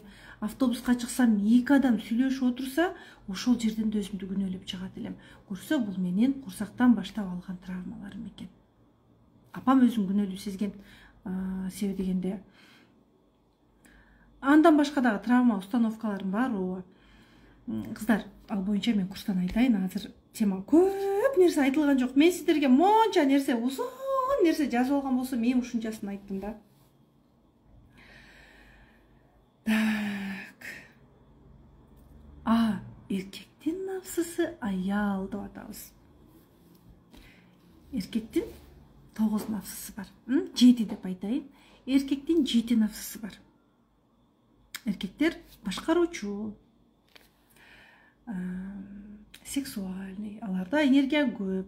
90% эркектерде 10% блоктору бар. Мен 90-100% бардыгында эле блок бар кыздар. Ата-энеси бар адамдын травмасы бар. Бирок көпчүлүк эркектер сексуальный, энергичный. Сиздин жаныңызга келип пияз мынча сом болуп калыптыр, пияз алып коеюн десем, кече 25 сом турат эле, бүгүн 30 сом болуп калыптыр, кече алып койбопмун. Сәбиз алайын десем, чырып калыптыр, картошка алып коелу, катын. Үйдө күрүч барбы деп сиздин жаныңызга келгенде мындай темада сүйлөгөн менен күйөөңүз сизге өмүр бою ушундай сүйлөйт деп ойлойсузбу? Сыртка чыкканда да ушундай сүйлөйт деп ойлойсузбу? Сыртка чыкканда дагы сәбиз алсам бекен, күрүч алсам бекен, аялыма галош алып берсем бекен, ботинка алып берсем бекен деп ойлойсузбу? Жок, кыздар, ал эркек. Сиз көчөгө чыксаңыз дагы үйгө эртерээк келейин да камырды кылайын, нанды бышырайын дейсиз. Өзүңүзгө эле минус. Эркегиңерди аяп отурбагыла, кыздар. Эркегиңди аяп отурба деген, сен бер мага, сен акча бербейсиң дебей кыздар. Тил доңдогула, тил доңдоп аял болуп сурагыла. Ооба, обидно болуп кетет кыздар. Өзү келип айтып, жаным, сен ушунча эмге кылып атасың, жаным, бар тишиң доңдотуп келчи, өзүңдөн аябачы дебеди. Көйнөк алып бер десеңиз, койчу, 7000 сомдук көйнөктү эмне кыласың, башкача болуп кетесиң, 2000 сомдук эле көйнөк ал деди. Обидно болуп кетти, ооба, кыздар. Бирок эми обидно болуп кетти деп эле тырышып жашабай, тилиң доңдо. Сиз ошентип тырышып бырышып отурганда башка аял келип кыңшылап, өнөрүн көрсөтүп, күйөөңүздү мактап, жактап, чөнтөгүн кактап атат. Баарыңардын күйөөңөр эмес, анан урушуп кетпегиле, барып кыздар мындай арканды узун таштап ойлонгула. Мен измена боюнча көп аялдар кайрылат, мен ошол аялдарга айтып атам. Измена кылбаган эркектер да бар. Кыздар, күйөөңөр менен урушуп талашып кетпегиле, кыздар, биз аялдар эмоциональный болобуз да. Толтура комментарийлер бар экен. Күйөөмдү кантип жүрөгүн жылытам. Кыздар, могу жакта азыр көп суроолорду окуган жокмун. 18+ смс силер жазбайсыңар? Күйөөңөр жазат. Разбор дейт. Кыздар, разбор кылалыбы? Канча болду саат? Эгер жетишсек разбор кылабыз, кыскараак сүйлөйүн. Давайте разбор кылайлы. Күйөөңүз эркек боюнча калды. Күйөөңүз эркек. Баары бир эркек аялдан аялдык энергияны күтөт. Эркектин 9 нафсысы бар. Эркектин 9 нафсысы бар. Мен комментарийде өчүрүп турайынчы, оюн бөлүнүп кетип атат. Бирок аялдын кылыгы менен айткан сөзүнө, сырткы келбетине, ички сулуулугуна. Ички сулуулук десе биз мамилеге так, жумушту берилип кылган, эркекке берилген, акчасын экономдогон, баардык адамдарга жакшы болгусу келген аял деп түшүнөбүз. Жок, ички сулуулук деген эркекке ачык, денесинде блоктору жок, эркекке кылыктана билген, тилин ачык жеткизе алган, эмоцияларын ачык көрсөтө алган, эркекке сүйлөсө сезим менен жеткире алган аял бул. Сен билимдүү болбосоң дагы, бир англис тилин мыкты билбесең дагы, орус тилин мыкты билбесең дагы, бир француз тилин билбесең дагы, сен аялдык ордуңда болсоң, флирт менен айтсаң, төгүлүп айтсаң, эркектин тогуз акылы иштебей калат. Бул чындык. Ким макул эмес буга? Ким макул эмес? Мен макул эмесмин дегендер чыккыла. Аял кылыгы менен айтат. Мисалы, сиз үйүңүздөн күйөөңүзгө сен мени ойлонбойсуң деле, күз келип калды могу, мен ботинка алат деп деле ойлонбойсуң, сен сага баары бир мени алып атканда сен асманда айдалып берем дегенсиң, сен ушундайсың да дедиңиз да. Күйөөң сүйлөй бербечи, жакшы жагың деп чыгып кетти да. Башка аял бар дейли өмүрүндө, мисалы. Сыртка келбетин карайт. Күйөөңүздү чындап сагынып күтөт да. Ага берет да десеңиз, эгерде ага берип атпайбы менин күйөөм, ошон үчүн ал күтөт, сагынат десеңиз, могу сиз да, могу сиз, могу күйөөңүз, могу башка аял да, так, могу сиз дедик, могу ортодогу көк капкагы менен сиздин күйөөңүз да. Бул ким болсун мейли, мырза дейли, мырза эркектерге тиешелүү ат го, могу мырза да. Сиздин жаныңызда да мырза, мунун жанында да мырза, автобуста да мырза, Жигулиде да мырза, джипте да мырза. Болгону бул аялдын жанында бул өзүнүн жан дүйнө тынчтыгын тапты. Кылыктанат: жаным, мен сени катуу сагынып кеттим. Сени ысык кучагыңда болгум келди деп сагынды. Мен могу тиштеримен кичине ыңгайсыз болуп атам, бир тишимди оңдоп берчи деди. Жаным, шоколад ала келчи жаным деди.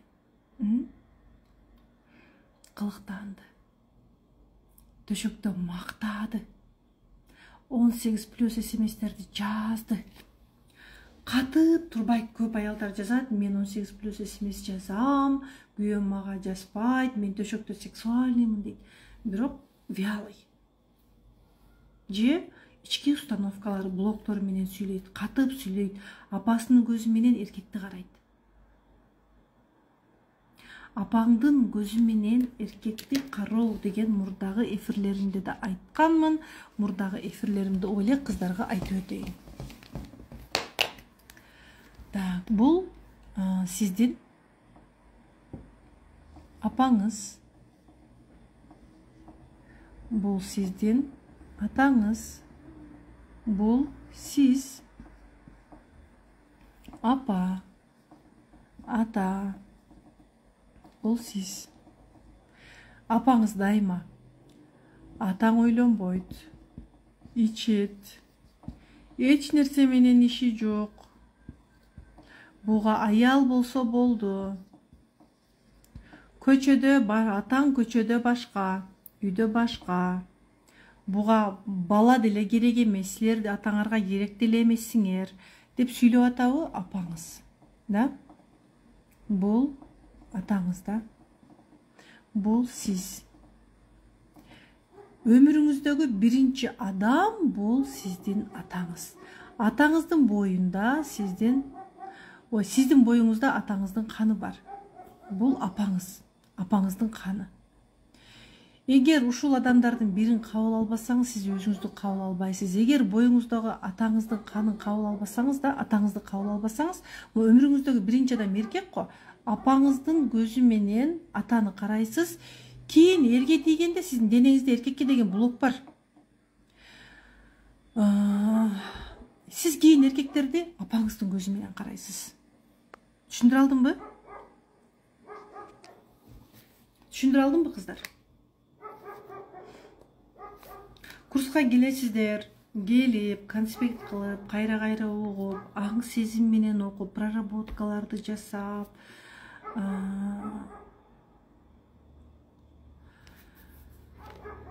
интим гимнастиканы жасап, табиятыңыз менен иштесеңиз, анда сөзсүз сизде өзгөрүү болот. Түшүнүктүү болду, кыздар? 18+ SMS дегенде эми биринчи интим гимнастика жасагылачы, кыздар. Азыр 18+ SMS жазсаңыз келсе, кыныңыз шалбырап турса, кенен болуп турса, мүчө кирип чыкканын билбесеңиз, анда жазбай эле койгула да болчу. Интим гимнастика деген бар азыр. Интим гимнастика жасагыла, кыныңыздар уже тарыды, кыз болду да, күйөөңүзгө жазсаңыздар жугумдуураак болот. Жугумдуу болот.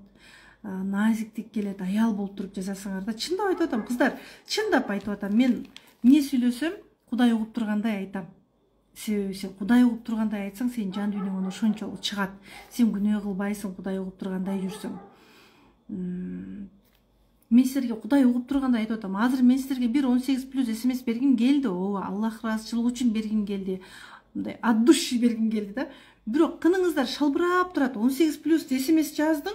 Бирок келсе сен жыныстык катнашта эч нерсени сезбейсиң, мүчө кирип чыгып атат. 0% жыйынтык, 1% жыйынтык. Ана не жазсам деле баары бир дейсиңер. Жок, курска келгиле, интим гимнастиканы жасайсыңар. Биздин курска келгенден кийин сиздер интим гимнастиканы ушунчалык баягы абдан этият болуп жасоо керек экен, түшүнөсүңөр да. Мына курсума катышкан айымдар айтып коюңуздарчы. Интим гимнастиканы бизден абдан сонун үйрөнөсүздөр, абдан жоопкерчилик менен жасоо керек экенин биздин курска келгенде түшүнүшөт аялдар. Туурабы айымдар, айтып койсоңуздар. Жөн эле ар жерден көрүп эле кысып ача бергидей кыныңар силердин эмне темирби, бир жерде жаткан буюмбу? Жок. Кыздар, интим гимнастика боюнча суроолор бар экен, аягында жооп берем, кыздар. Абдан бизде жоопкерчилик менен беребиз. Суроолор толтура суроолор болот го. Суроолорго биз жооп беребиз. Куратор бар, мен бар, ооба дейт, мен бармын дейт. Да, кыздар, жоопкерчилик менен үйрөнөсүз, интим гимнастика жасайсыз, анан SMS башка, андан кийин ошо этап менен өтө баштайбыз.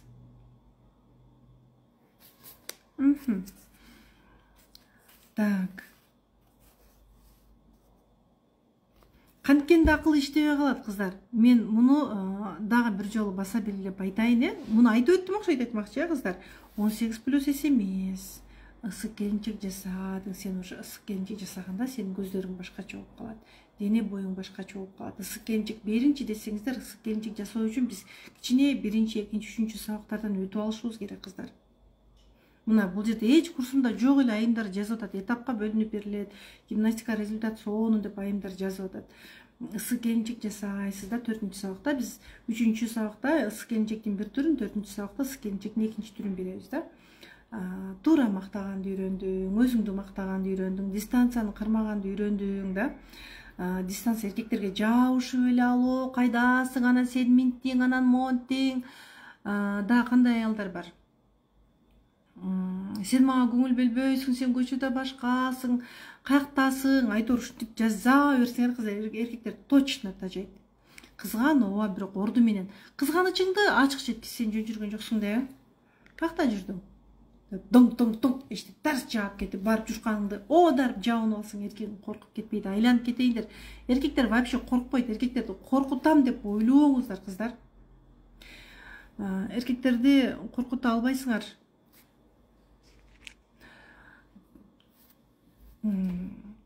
Аял ордуңузда эркегиңиз сизге өзү акыл иштебей кала тургандай, сизге бар дүйнөсүн берүүгө даяр боло тургандай сиз өзгөрүшүңүз керек. Дистанцияны карма деп атабыз го. Дистанцияны кармайсыз, критикасыз, претензиясыз, жеңил жеткирүүнү үйрөнөсүз. Фигураны карайсыз и эмоция, взгляд офицерский болбош керек. Көп апалар бар, аялдар бар, взгляд офицерский. Офицер. Мондай отурушат. Андай аялды эркек баары бир аял катары кабыл ала албайт. bir эркек аалымдын айткан уктумда дүйнөдө дейт. Аалым теолог, психолог да. Аалым эмес, теолог, психолог экен айтмакчы кыздар. Мен ушул адамдын сөзүн айткым келип атат. Ал айтып атат да, дүйнөдө эркекти алдоодон, айланып өтүүдөн оңой нерсе жок дейт. Эркектер аялдын кылыгы менен айткан сөзүнө алданып кала берет дейт. Бул туура. Бул туура кыздар.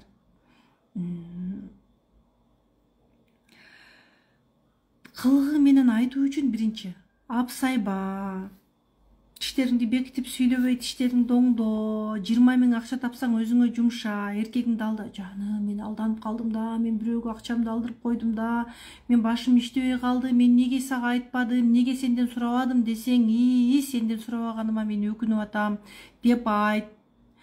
Мен башым иштебей калды, мен башым иштебей турбай, мен башым иштебеген, мен эми билип атам, мен акчамды алдырып койдум деген. Мен тааныбаган бир-эки эле көргөн адамга акчаңды берип турчу, мен аябай зарыл болуп атты эле, мен минтип аттым эле десе, акчамды берип койдум да, анан акчамды алдырып койдум да деп айтсаңар, акчаңар өзүңөрдө калат. Зато тишиңерди оңдоп алып, сонун жылмайып күлүп каласыңар. Көп аялдарды карасаң, тиштерин бекитет. Чындап кыздар, көп аялдар тиштерин бекитет. Көп эле аялдар, айрыкча могу айыл жергесиндеги аялдар коросунда 10 уyu бар, 5 кою бар, эч болбоду дегенде, талада эч болбоду дегенде 2 жылгысы бар, комплекс менен жүрөт.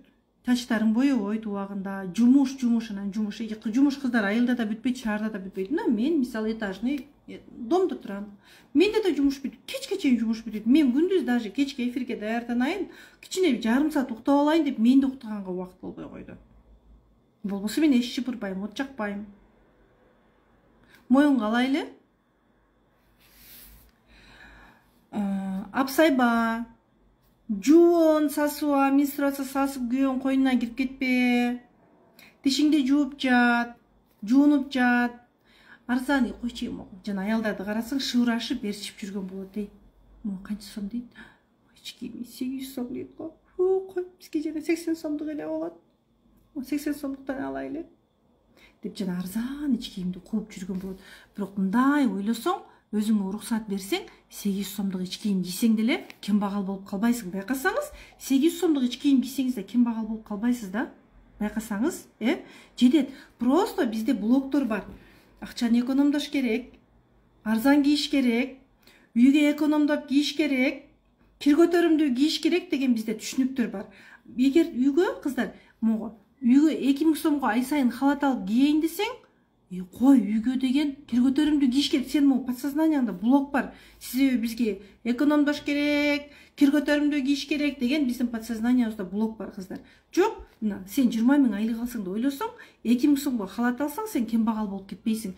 Бир проблемаң чечилбей, сен ачка калып калбайсың. Ансыз да оозу мурдубуздан жыккыдай жеп атабыз го кыздар. Оозу мурдуган чыгып кеткидей жеп атасың го. Мен силерге бир күлкүлүү нерсе айтайынбы? Күлкүлүү да болот, мындай жагымсыз да болот. Эртең тамак жеп отурган болсоңуздар, кыздар, алдын ала айтайын да, күлкүлүү нерсе айтам. Тамак жеп отурган болсоңуздар, лучше азыр көрбөй туруңуздар, пауза кылыңыздар дагы, тамактанып бүткөндөн кийин анан угуңуздар, макулбу? Могу сакталган эфиримди көргөндөр үчүн айтып атам аны. Адам заң кылат эмеспи? Заң кылганда эгерде аябай жагымсыз жыт болсо заңыңызда, заң күлкүлүү болсо да айтайын, мен туура нерсе айтып атам. Заңыңыз эгерде аябай сасык болсо, арт жактан чыккан желиңиз аябай сасык болсо, демек сизде шлактар көп, туура эмес тамактанасыз, өтө көп жейсиз. Ичек карныңыз таза эмес да. Эгерде ичек карның таза болсо, сен нормада тамактансаң, мындай жеңил тамактансаң, жашылча жемишти көп жесең, өлбөчүдөй тамактансаң, сенден андай жыт чыкпайт. Байкасаңыз, туура тамактанууга кошулуп жүргөндөр билет муну. Туура тамактанып калганда, очищение болгондо сенден мындай андай аябай мындай уулуу жаман жыт чыкпайт да. Кээ бир жанагы көп жеген балдарыңарды карасаңар, эркектериңер көп жейт эмеспи? Отура албайсың, ал киргенден кийин кире албайсың, мисалы мен эми күлкүлүү болсо да айтып атам кыздар, мен туура нерсе айтып атам, Эгер ошондой болсо да, анда мындай токтоткула, азыраак жегиле. Демек сиз аябай туура эмес тамактанасыз. Өтө уулуу анда сиздин денеңиз. Анда азыраак жегиле. Тамакка фокус бербегиле. Аялдык энергияга фокус бергиле. Тамак энергияны жеп коет. Бүткүл энергияң тамак ашка кетип калат.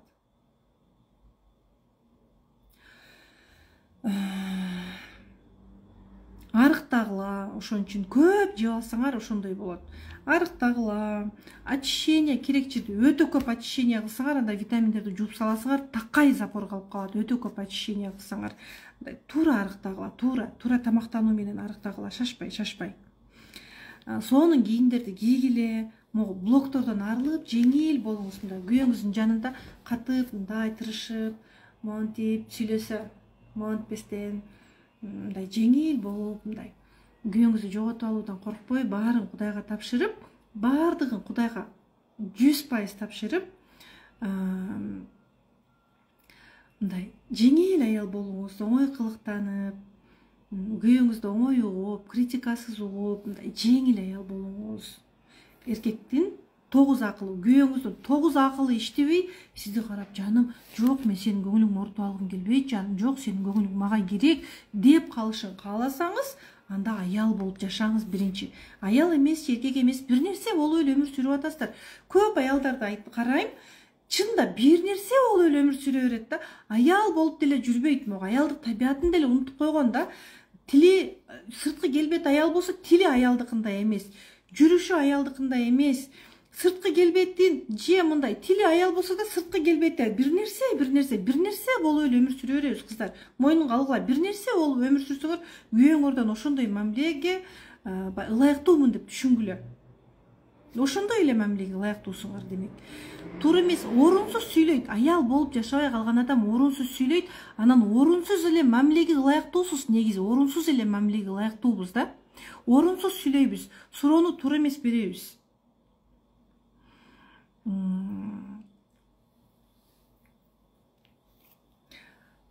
Күйөөңүздүн мүчөсүн карап, мактап,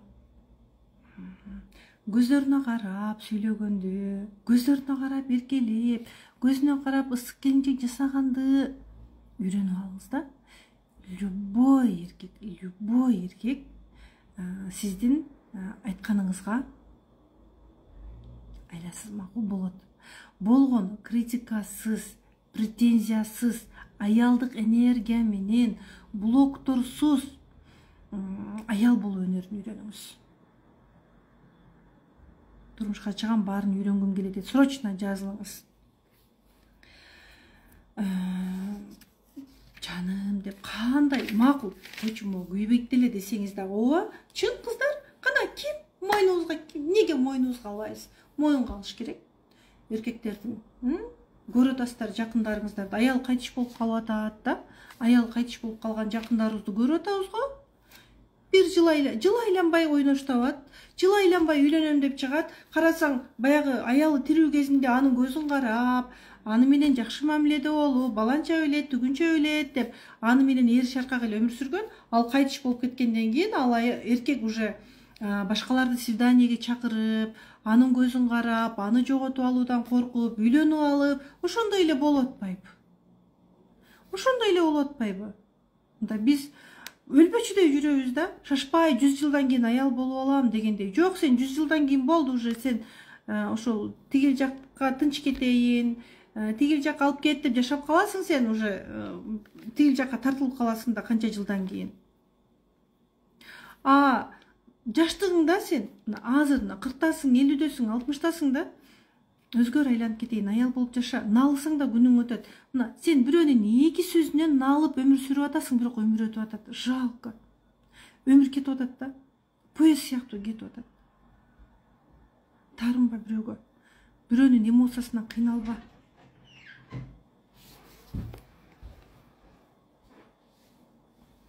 Айткыла күйөөңөргө. Интим гимнастика жасагыла, күйөөңөргө айткыла.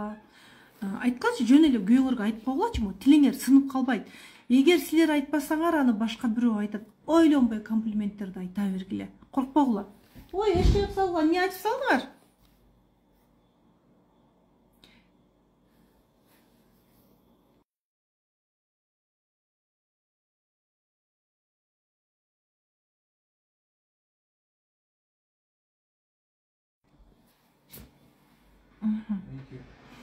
Разбор кылып беринчи деп жазып атат могу жерде. Курска жазылбагансызбы сиз? Чик деп турган айым. Эгер курска жазылбаган болсоңуз макул, азыр көрөлү. Разборго мүмкүн келсеңиз келесиз.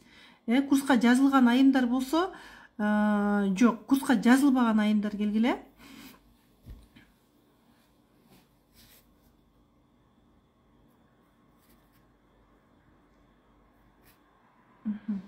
Лирайым, ол Турсунай айым деп жазыңыз. О, Лирайым, окууга даярмын, сиз эмне десеңиз.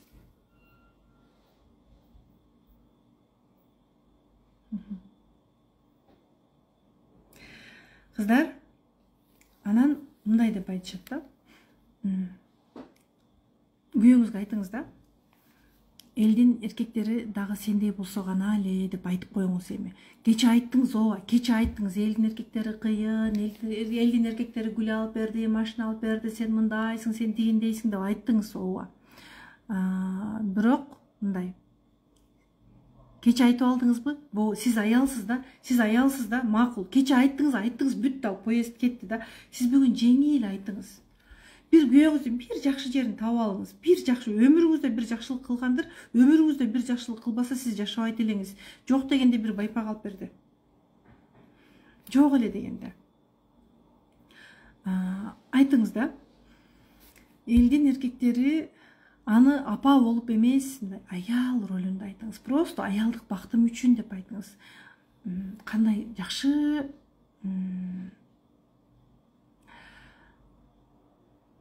кандай жакшы эркекке тийгенде мен эми түшүндүм. Сен сонунсуң. Ушундай сенде эркектик касиеттер көп деп айтыңыз. Элдин бардыгынын күйөөсү сендей болсо гана деп айтыңыз. Жөн эле ушул эле сөздү айтыңызчы. Жөн эле ушул сөздү айтып коюңуз. Сен башың кыйын иштейт деп коюңуз. Башың баарына жетет деп коюңуз. Эпчилсиң, элпексиң деп коюңуз да. Кече эле ушинтип атпадыңбы? Ооба, кече башым иштебей калган экен деп айтыңыз. Ооба, кече башым иштебей калган экен. Ошону айтсаң, кече эмне ошентип айттың десең, аялдардын башы туруп иштебейт окшойт, иштебей калат окшойт деп айтыңыз. Эч нерсе болуп калбайсыз. Болгону бактылуу болосуз, болду. Эгер ушул сөздү вялый болуп, солуп туруп айтсаңыз, анда эркегиңиз көп кетет, ооба. Койчу дейт, укпайт. Вялый болуп айтпагыла, аны жертва кылып айткыла. Жертва кылганды билесиңерби? Аны жертва кылып айткыла. Чай куйганда жанагы роботко окшобой, монтип оозуңар могу жака түшүп калып, бүкүрөйүп отуруп монтип эмес, дал бойду түздөп чайды коюп, колдорунан кармап бериңиз. Күйөөңүз чайды алат, мындай бериңиз. Эч нерсе болуп калбайсыңар, кыздар. Сиз аны кылбасаңыз, аны любовница кылып атпайбы? Анда бергиле любовница кылсын. Өзүңөр кылгыла. Чай ичип отурганда буттарынан акырын теп, ысык кенчек жасап койгула. Любовуңардын күйөөңөргө жагат. Сиз деп бетиңизди бекиткен менен күйөөңүз ушуну күтөт сизден. Болгон бизден аялдык аял болуп жашоону үйрөнбөй калдык да. Бар мындай аялдар, ооба, барсыздар араңыздарда, бирок азыраак. Өзүң кандай болсоң ошондой кабыл ал, өзүңдүн Кудай жараткан инсан экениңди түшүн. Калган секреттер курста, кыздар. Аяшкам күйөөсүн көп жамандайт, окууга жазыл десем такыр болбойт, кантип окутам дейсиз, Айтыңыз, сиз көп окудуңуз да айтыңыз. Ким, мисалы, аты ким? Айгүлбү? Мисалы, Айгүл. Түшүнөм сени, ооба. Түшүнүп атам, бирок жамандасаң деле жашап атпайсыңбы? Мен сени жаман деп турган жокмун. Макул, өзүң билесиң. Же ушундай ынтымаксыз өмүрдө жашай бер, балдарың эзилет. Ата-эне ынтымаксыз болсо балдар эзилбейт деп ойлойсуңбу? Мен сени түшүнөм, мен сенин бактылуу болушуңду каалайм. Бизге мондай билим жетишпей калыптыр да. Уксаң макул, мага 5 мүнөткө сөзгө конок берчи деп айтыңыз. Эгер айта алсаңыз, мына менде мындай болгон, менде мындай болду деп айтыңыз. Көрсө, аял эркек ынтымактуу эле жашайт экен, Кудай адашып кошпоптур. Сен Кудай адашып калды деп ойлойсуңбу деп айтыңыз. Макул, өзүң бил, мен айтпайм. Сен жазылсаң да өзүң билесиң, жазылбасаң да өзүң билесиң. Ойлосоң, сен курска жазылсаң, мен байып кетемби? Сен курска жазылсаң, мен бактылуу болуп кетемби? Ойлосоң өзүң деле. Мен просто ал жакта жакшы нерсе бар, окуу деп атам, өзүңө убакыт бөл деп атам, сенин бактылуу болушуңду каалап атам, айтып атам. Болду, мындан кийин айтпайм, мен өзүң билесиң деп айтыңыз. Себеби көп аялдар мындайда даяр эмес да өздөрү. мындай, алар өздөрү мындай мен идеалдуумун деп ойлошот го. Күйөөмө жакшы сөз айтсам деле өзгөрбөйт десеңиз, анда ички критиканы алып салыңыз. Ичиңизде критика бар. Же эркек болушуңузду каалаган блок бар, анда катып турабыз. Ата-энебиз урушкан чыгар, мүмкүн байкелерибиз менен мамиле бузулган чыгар да. Эми билбейм, ар кимде ар түрдүү блок, аны курска келгенде түшүнөсүздөр. Мен кимди айттым эле кыздар, номер калтыр деген кыз уже кетти, номериңиз жогоруга чыгып кетти. Мен эсиме ылдыйга түшүп кеттим. 30-тарды да окуй албай калдым. Мындай да, мен айтам дейт дагы сүйлөп келип атып эле критика аралаштырып жүрөт да. Мен өзүмдү жалгыз сезем, айтам дейт, бирок ал мен өзүмдү жалгыз сезем деп айтат. Айтам дейт, ооба, айтам дейт. Жок дегенде мага мындай кылып берчи деп айтат. Жок. Сенден көзүңдөн да критика чыкпасын, тилиңден да критика чыкпасын. Өзүңүз менен өзүңүз сүйлөшүп алыңыз. Ооба, критикалап эч нерсени чече албасаң. Өзүңүз менен өзүңүз биринчи сүйлөшүп алыңыз да. Критикалап эч нерсени чече албасаң, ушул убакка чейин өзгөртө албадым. Эмне кылайын? Жашайынбы, жашайм. Бүттем критикасы жеткизейин эми. Баары критика менен бактылуу болбойт экен дейсиз да. Деп өзүңүздү даярдайсыз.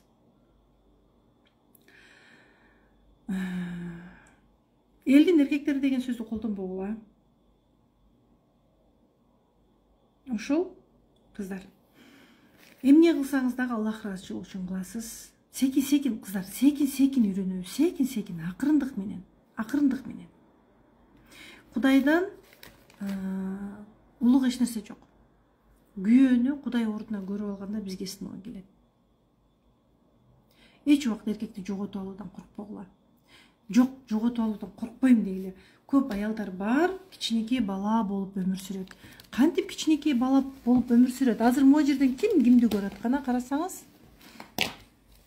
Бул сиз. Бул күйөөңүз. Күйөөңүз сизге жакшы сүйлөп койду, эркелетип койду да. Сизден өткөн бактылуу жок, оозуңуз кулагыңызга жетип калган да. Күлүгө тай болуп жүрөсүз, эркектей болуп. Могу кичинекей эле бала да атасы шоколад берип койсо бактылуу болуп калды. Атасы шоколад бербей койсо могу кыз ыйлайт да. Кодум ушундай өмүр сүрөбүз да. Эркексиз дагы бактылуу болушту. Жөн гана жашоодон рахат алышты.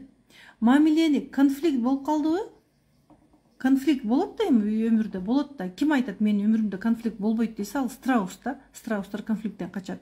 Конфликт болуп калдыбы? Конфликттен дагы сен өзүңдү бактылуу сезип, тилиң диретип чыгып кетишиң керек да.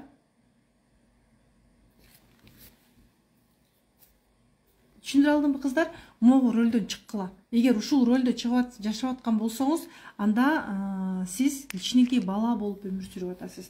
Ай эркек кичинекей бала менен өмүр сүрбөйт. Жатпайт.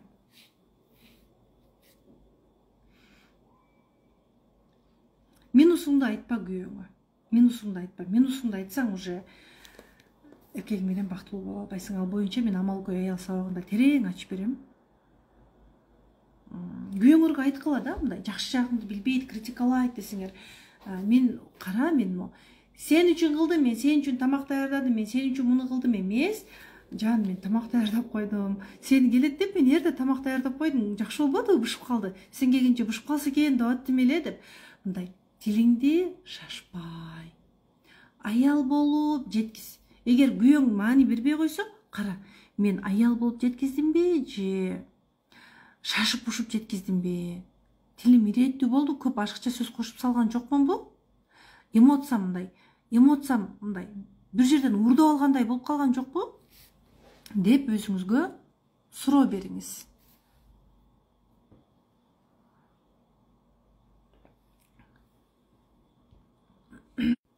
Кантип чыгабыз кыздар? Курста бар, проработкалар бар, сабактар бар. Курска келсеңер, суроо жооп бар. Суроо жооп өзүнчө инсайт кыздар. Ошондо сиздер суроо жооптор менен бирге жалпы 20дан ашык сабак алып каласыздар да про тарифинде. Интенсив тарифинен сиздер ошондо жалпы интенсив тарифинде 3 суроо жооп болот да. Жалпы сиздер 10 сабак алып калган болосуздар да. Курска катышкандарга разбор болбойбу дейт. Курска катышкандарга курста разбор болот. Курста болот.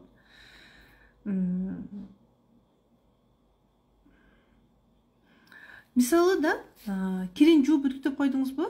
Жан, мен сени жаркылдап кийип жүрсүн деп, сен рубашкаңды жууп үтүктөп койдум деп айтыңыз. Жан деп үтүктөп койдум деп мындай кылык менен айтыңыз да. Үтүктөп койдум десеңиз үтүктөй эле койбопсуң дейт да ичинен. Анын кийгиси да келбейт, бирок кийет. Интим гимнастика жаса. Интим гимнастика жасап мүчөлөрүн сооруп кет. Кының менен кысып ал, өзүңдү оргазм ал, алда жыргасын. Массаждарды жасап бер, курска жазылсаңар, мунун баарын үйрөнөсүңөр. Сиз жасап бербейсиз, аны башка бирөө жасап берет.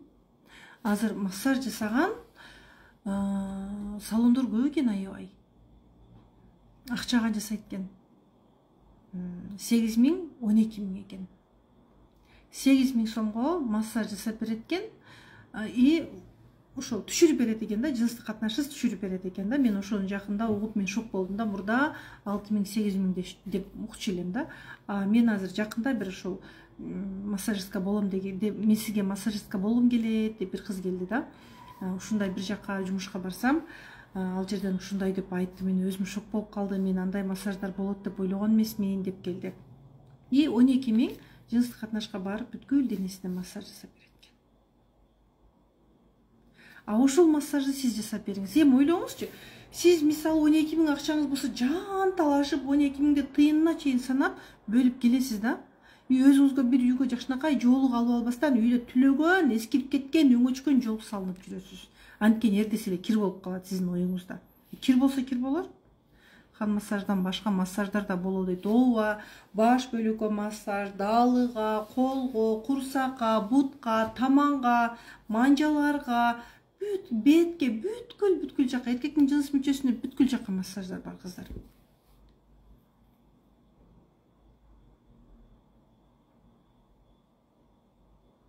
Бардыгы бар. Өзүңөр жасап бергиле. Жакшы ата үчүн мен массаж жасап бергим келет деп айтасыңар. Айтор тил кирет дейбиз. Эркектин мүчөсүн сооруп кете турган көнүгүүлөрдү үйрөнүп алууга, төшөктөгү өрт аялды жасагыла. Эркек окшойт могу суймон дейби.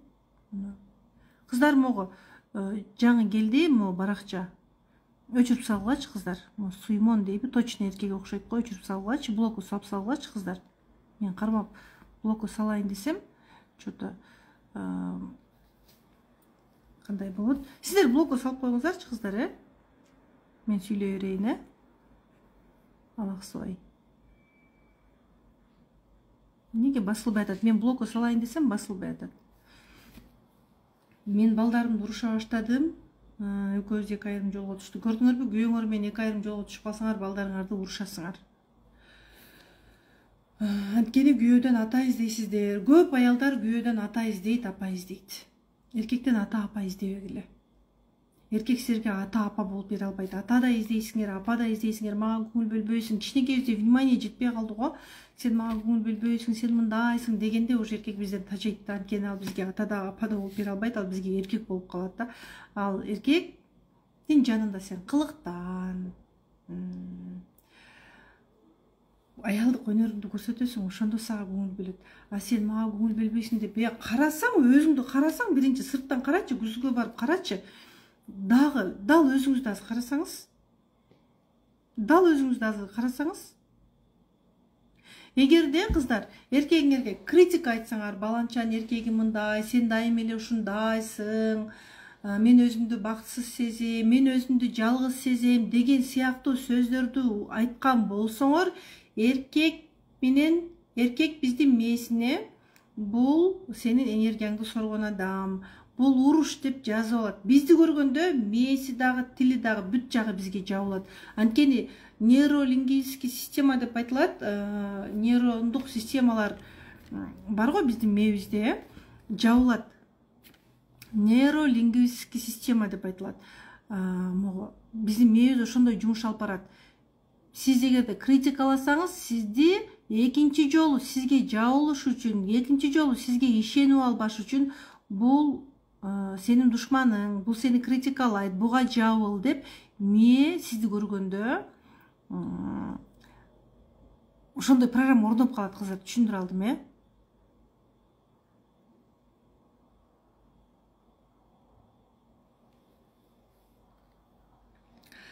Так, кыздар. Анан эркектер кызганып койсо, шалпайып, балпайып, эрим мени кызганат деп жатып калбагыла. Эркектер бир учурда любовницасын да кызгана алат, бир учурда аялын да кызгана алат. Дал ошол учурда апасын, карындашын, кызын да кызгана алат. Дагы башка кесиптешин кызганып коет керек болсо. Аяшын кызганып коет керек болсо. Бул эркектердин табияты. Сиз аны өзгөртө албайсыз. Эркектердин табияты ушундай. Үйүңөрдү жыйнагыла, биринчи өзүңөрдү үйүңөрдү жыйнаган убактыңар болбой атса, клининговый компанияларды чакыргыла. Эч канча акчаңар кетпейт. Болгон биз өзүбүзгө акча жумшаганды үйрөнбөгөндүктөн биз экономдой беребиз. Болгону, мисалы сен бир жолу чакырып койсоң да, бир жолу чакырсаң, үйүңдү таптаза кылып жыйып кетет. Анчага чейин үйүң таза, сен энергияң өзүңө калат. То есть энергияң өзүңө калат дегеним, сен энергиялуу болуп каласың. Үйүңө кирсең, үйүң жаркылдап таза да, энергиялуу болуп каласың. Сен эмне кылсаң дагы мындай ачык көңүл менен кыласың. Анан үйүң чачылып турса, точно кабагың дагы ачылбайт. Эгер аял наалый берсе да, эркектин кирешеси да болот. Точно көбөйбөйт.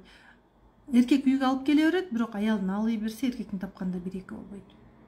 Эркегиңердин көп акчалуу болгонунан коркпогула. Көп аялдар менин күйөөм башка аял алып алсачы деп коркот. Жок. Эркектер аялдан коркуп жашабайт кыздар. Аялын жоготуп алуудан коркушу мүмкүн. Болгону чыныгы аялдык сыпаты бар.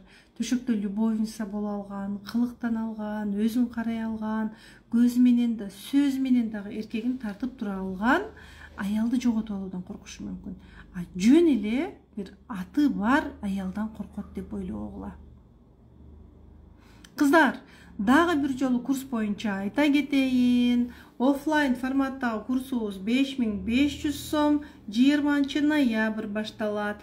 Про тарифи, интенсив тарифи дагы 20 ноябрь башталат. Про тарифинде 18 сабак, 18 эмес, уже 20 сабак болду кыздар, айтмакчы. Про тарифинде 20 сабак бар, 19 проработка бар. Киста миомадан арылууга дагы мен проработка кошуп атам. 19 проработка бар экен. Интим гимнастиканын 10дон ашык түрү бар. Про тарифинде массаждар бар, массаждын бүткүл денеге жасай турган массаждар бар. Макияж сабагы бар, чыгыш бийим бар, көкүрөктү калыбына келтирүүчү массаждар бар, жана эркектерге жасалуучу массаждар, дагы эмнелер бар? Позалар бар, төшөктөгү ортоял техникалары бар, да көп нерселер бар кыздар. Интенсив тарифинде 7 сабак бар, 7 гимнастиканын түрү бар, проработкалар бар, 5 проработка бар, 3 суроо жооп бар, про тарифинде 6 суроо жооп бар. Таңда чогуу гимнастика жасайбыз. Жок, үйрөнө албайм десеңиз, таңда дагы гимнастика кошуп койгонбуз. Бир жумада бир жолу гимнастика жасап, дагы да туура жасоону үйрөнүп алабыз кыздар. Жөн эле бир үйдө эркек аял болуп өмүр сүрүп кете бербеш керек экен. Жек көрүп таарынып жашоо биз үчүн эмес кыздар. Өмүр кыска. Эч өзүңүз үчүн өзгөрө албай атсаңыз, балаңыз үчүн өзгөрүңүз.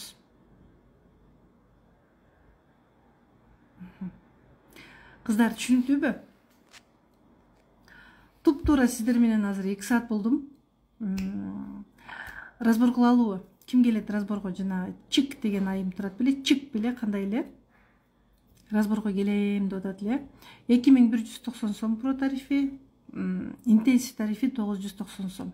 Оффлайн 5500 сом. Оффлайнда 2 психологиялык сабак бар.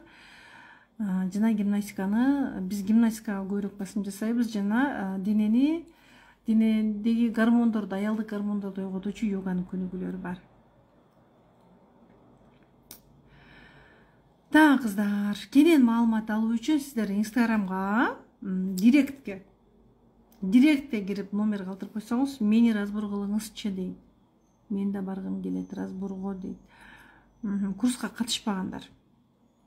Кана кыздар, курстан жолугабызбы? Ким катышат курска? Оффлайнга ким жазылды? Жазылган кыздар отурасыздар, жазыла электер отурасыздар, сабагыма катышкан айымдар отурасыздар. Разбор кимдерге кызык болуп атат кыздар? Разборду, менин разборлорумду көргөндөр билишет. Разборду угу электер бар, 55-ке катышкам, разбор болсо болот дейт. Азыр разборлорду эми көбөйтүп койдук. Могу 57ден кийин. Азыр дагы разборлор бир аз өзгөрүп атат. Ошол мага дейт Актилек Арузат. Сиз онлайнга катышпадыңыз беле? Бош учурда көрө беребиз дейт. Ооба, бош учурда көрө беребиз. Курска катышпаган айымдар, мен курска катышпагам, тыныч жерде отурам, разборго даярмын деген айымдар жазыңыздарчы. Биз жарым саат разбор кылалы. Бирок уйкум келди, аракет кылабыз. Кече жол жүргөнбүз, айылга барганбыз, жол жүргөнбүз, кече түндө келгенбиз. Бүгүн күндүз баары эле 3 консультация жүргүздүм. Оффлайн консультация, жеке консультация, психология боюнча консультация, проработка, терапия жүргүздүк. Жан дүйнөнү дарылоого терапия деген психологиялык терапия. Могу сиз аябай жазып атасыз го, мага разбор дейт, могу разбор мага дейт. Номериңизди калтырыңыз. Региондорго да келесиз. Ой кыздар, регионго эмес, офиске караң жетишем го.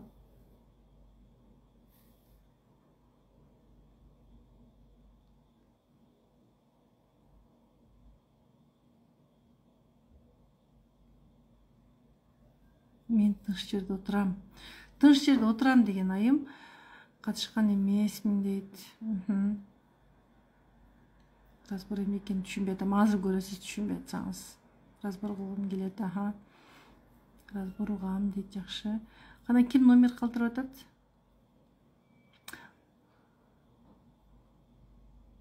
Онлайн барбы дейт. Онлайн да бар, оффлайн да бар. Номерди ким неге катышты кыздар? Мына төрөйм дейт, интим гимнастика жасасам болобу дейт. Кыздар, эгер өзүңүздү жакшы сезсеңиз да, анда мындай төрөйүн деп калган болсоңуз, угроза жок болсо, тонус жок болсо, катышсаңыз болот. Анан эгер угроза болсо, тонус болсо, буга чейинки кош бойлуулукта да кыйналган болсоңуз, анда жок, төрөп алыңыз, Могу операциядан кийин канча убакыттан кийин катышат деп аябай сурап атасыздар го. Толук өзүңүздү жакшы сезгенде, операция болгон жериңиз эч оорубай калганда катышасыз. Эми кайсыл жерден операция, мисалы кесаревадан кийин 1,5 айдан кийин да жасагандар бар. 6 айдан кийин деп айтабыз, эми сизде рисковать эткибиз келбейт да. Бирок 1,5 айдан кийин да жасап жакшы результатка жеткендер бар. 3 айдан кийин көрүш керек. Эгерде кээ бир аялдар бар 8 айдан кийин деле ооруй берет.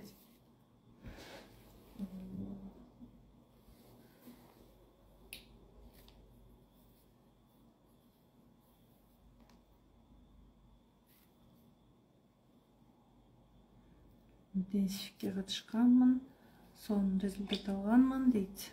Жакшы. Онлайндын бааларын айткылачы дейт. Номер баалар айтылды кыздар. Кыздар, разборго уже номер алынды, азыр байланыша алат. Анда эч алайым менен байланыша албасак, миома бар, катышса болобу дейт. Болот, ооба. Кыздар, болду, эми номер калтырбай эле коюңуздар. Эгер курска жазылам десеңиздер, группада бар болсоңуздар, группаңыздарга жазасыздар. Же директке жазасыздар, группаларда жок болсоңуздар. Негизи группага кошулуп алсаңыздар жакшы болот. Заряд жакшы кетпей калыптыр, магу аракет кылып көрөлү разборго чыкканга. Эми разбор деген консультация деген сөз эмес, кыздар, терапия деген сөз эмес. Хотя бы эми кичине суроо жооп болот да.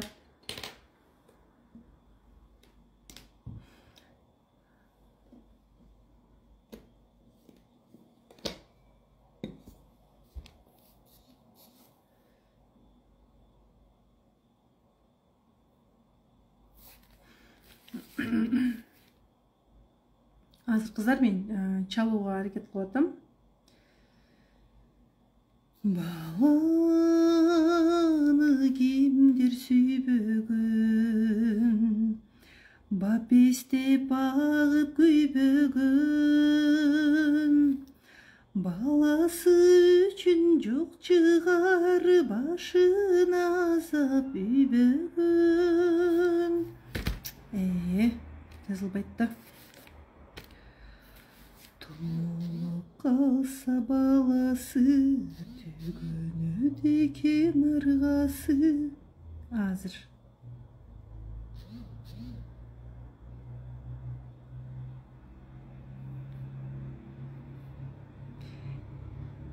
Номер тере албай атам кыздар, башка телефонда түшүнбөй атам телефондучу.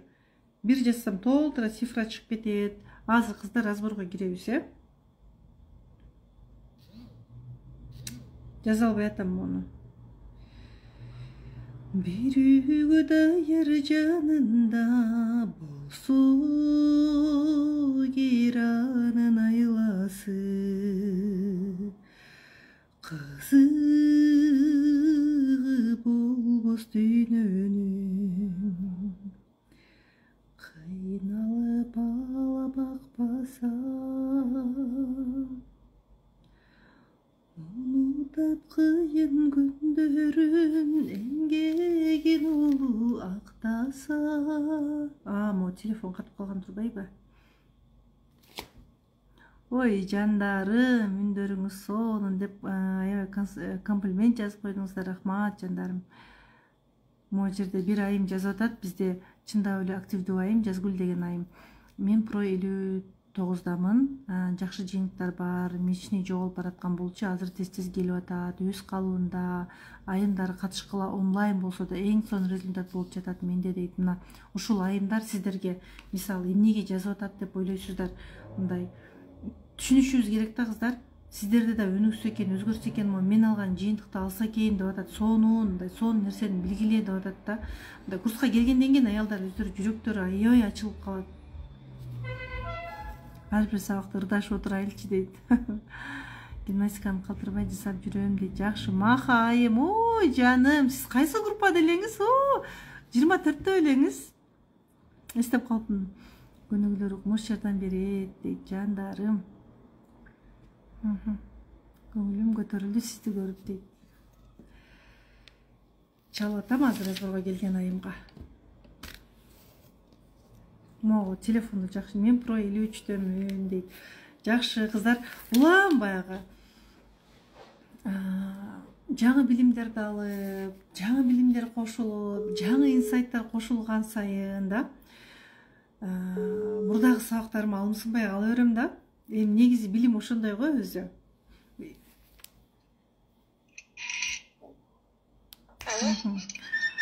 Саламатсызбы, келиңиз кана, отуруңуз. Мен да Pro 59дамын, результат сонун дейт. Жакшы, каалоо күчөп, өзүмдү назик сезип баштадым дейт. Жакшы, мен Pro 54дөм дейт. Жакшы, үнүңүзгө бирге рахмат кыздар. Жайгашыңыз бир жерге, жайгаша салыңыз. Баягыдан бери аябай жазып аттыңыз го.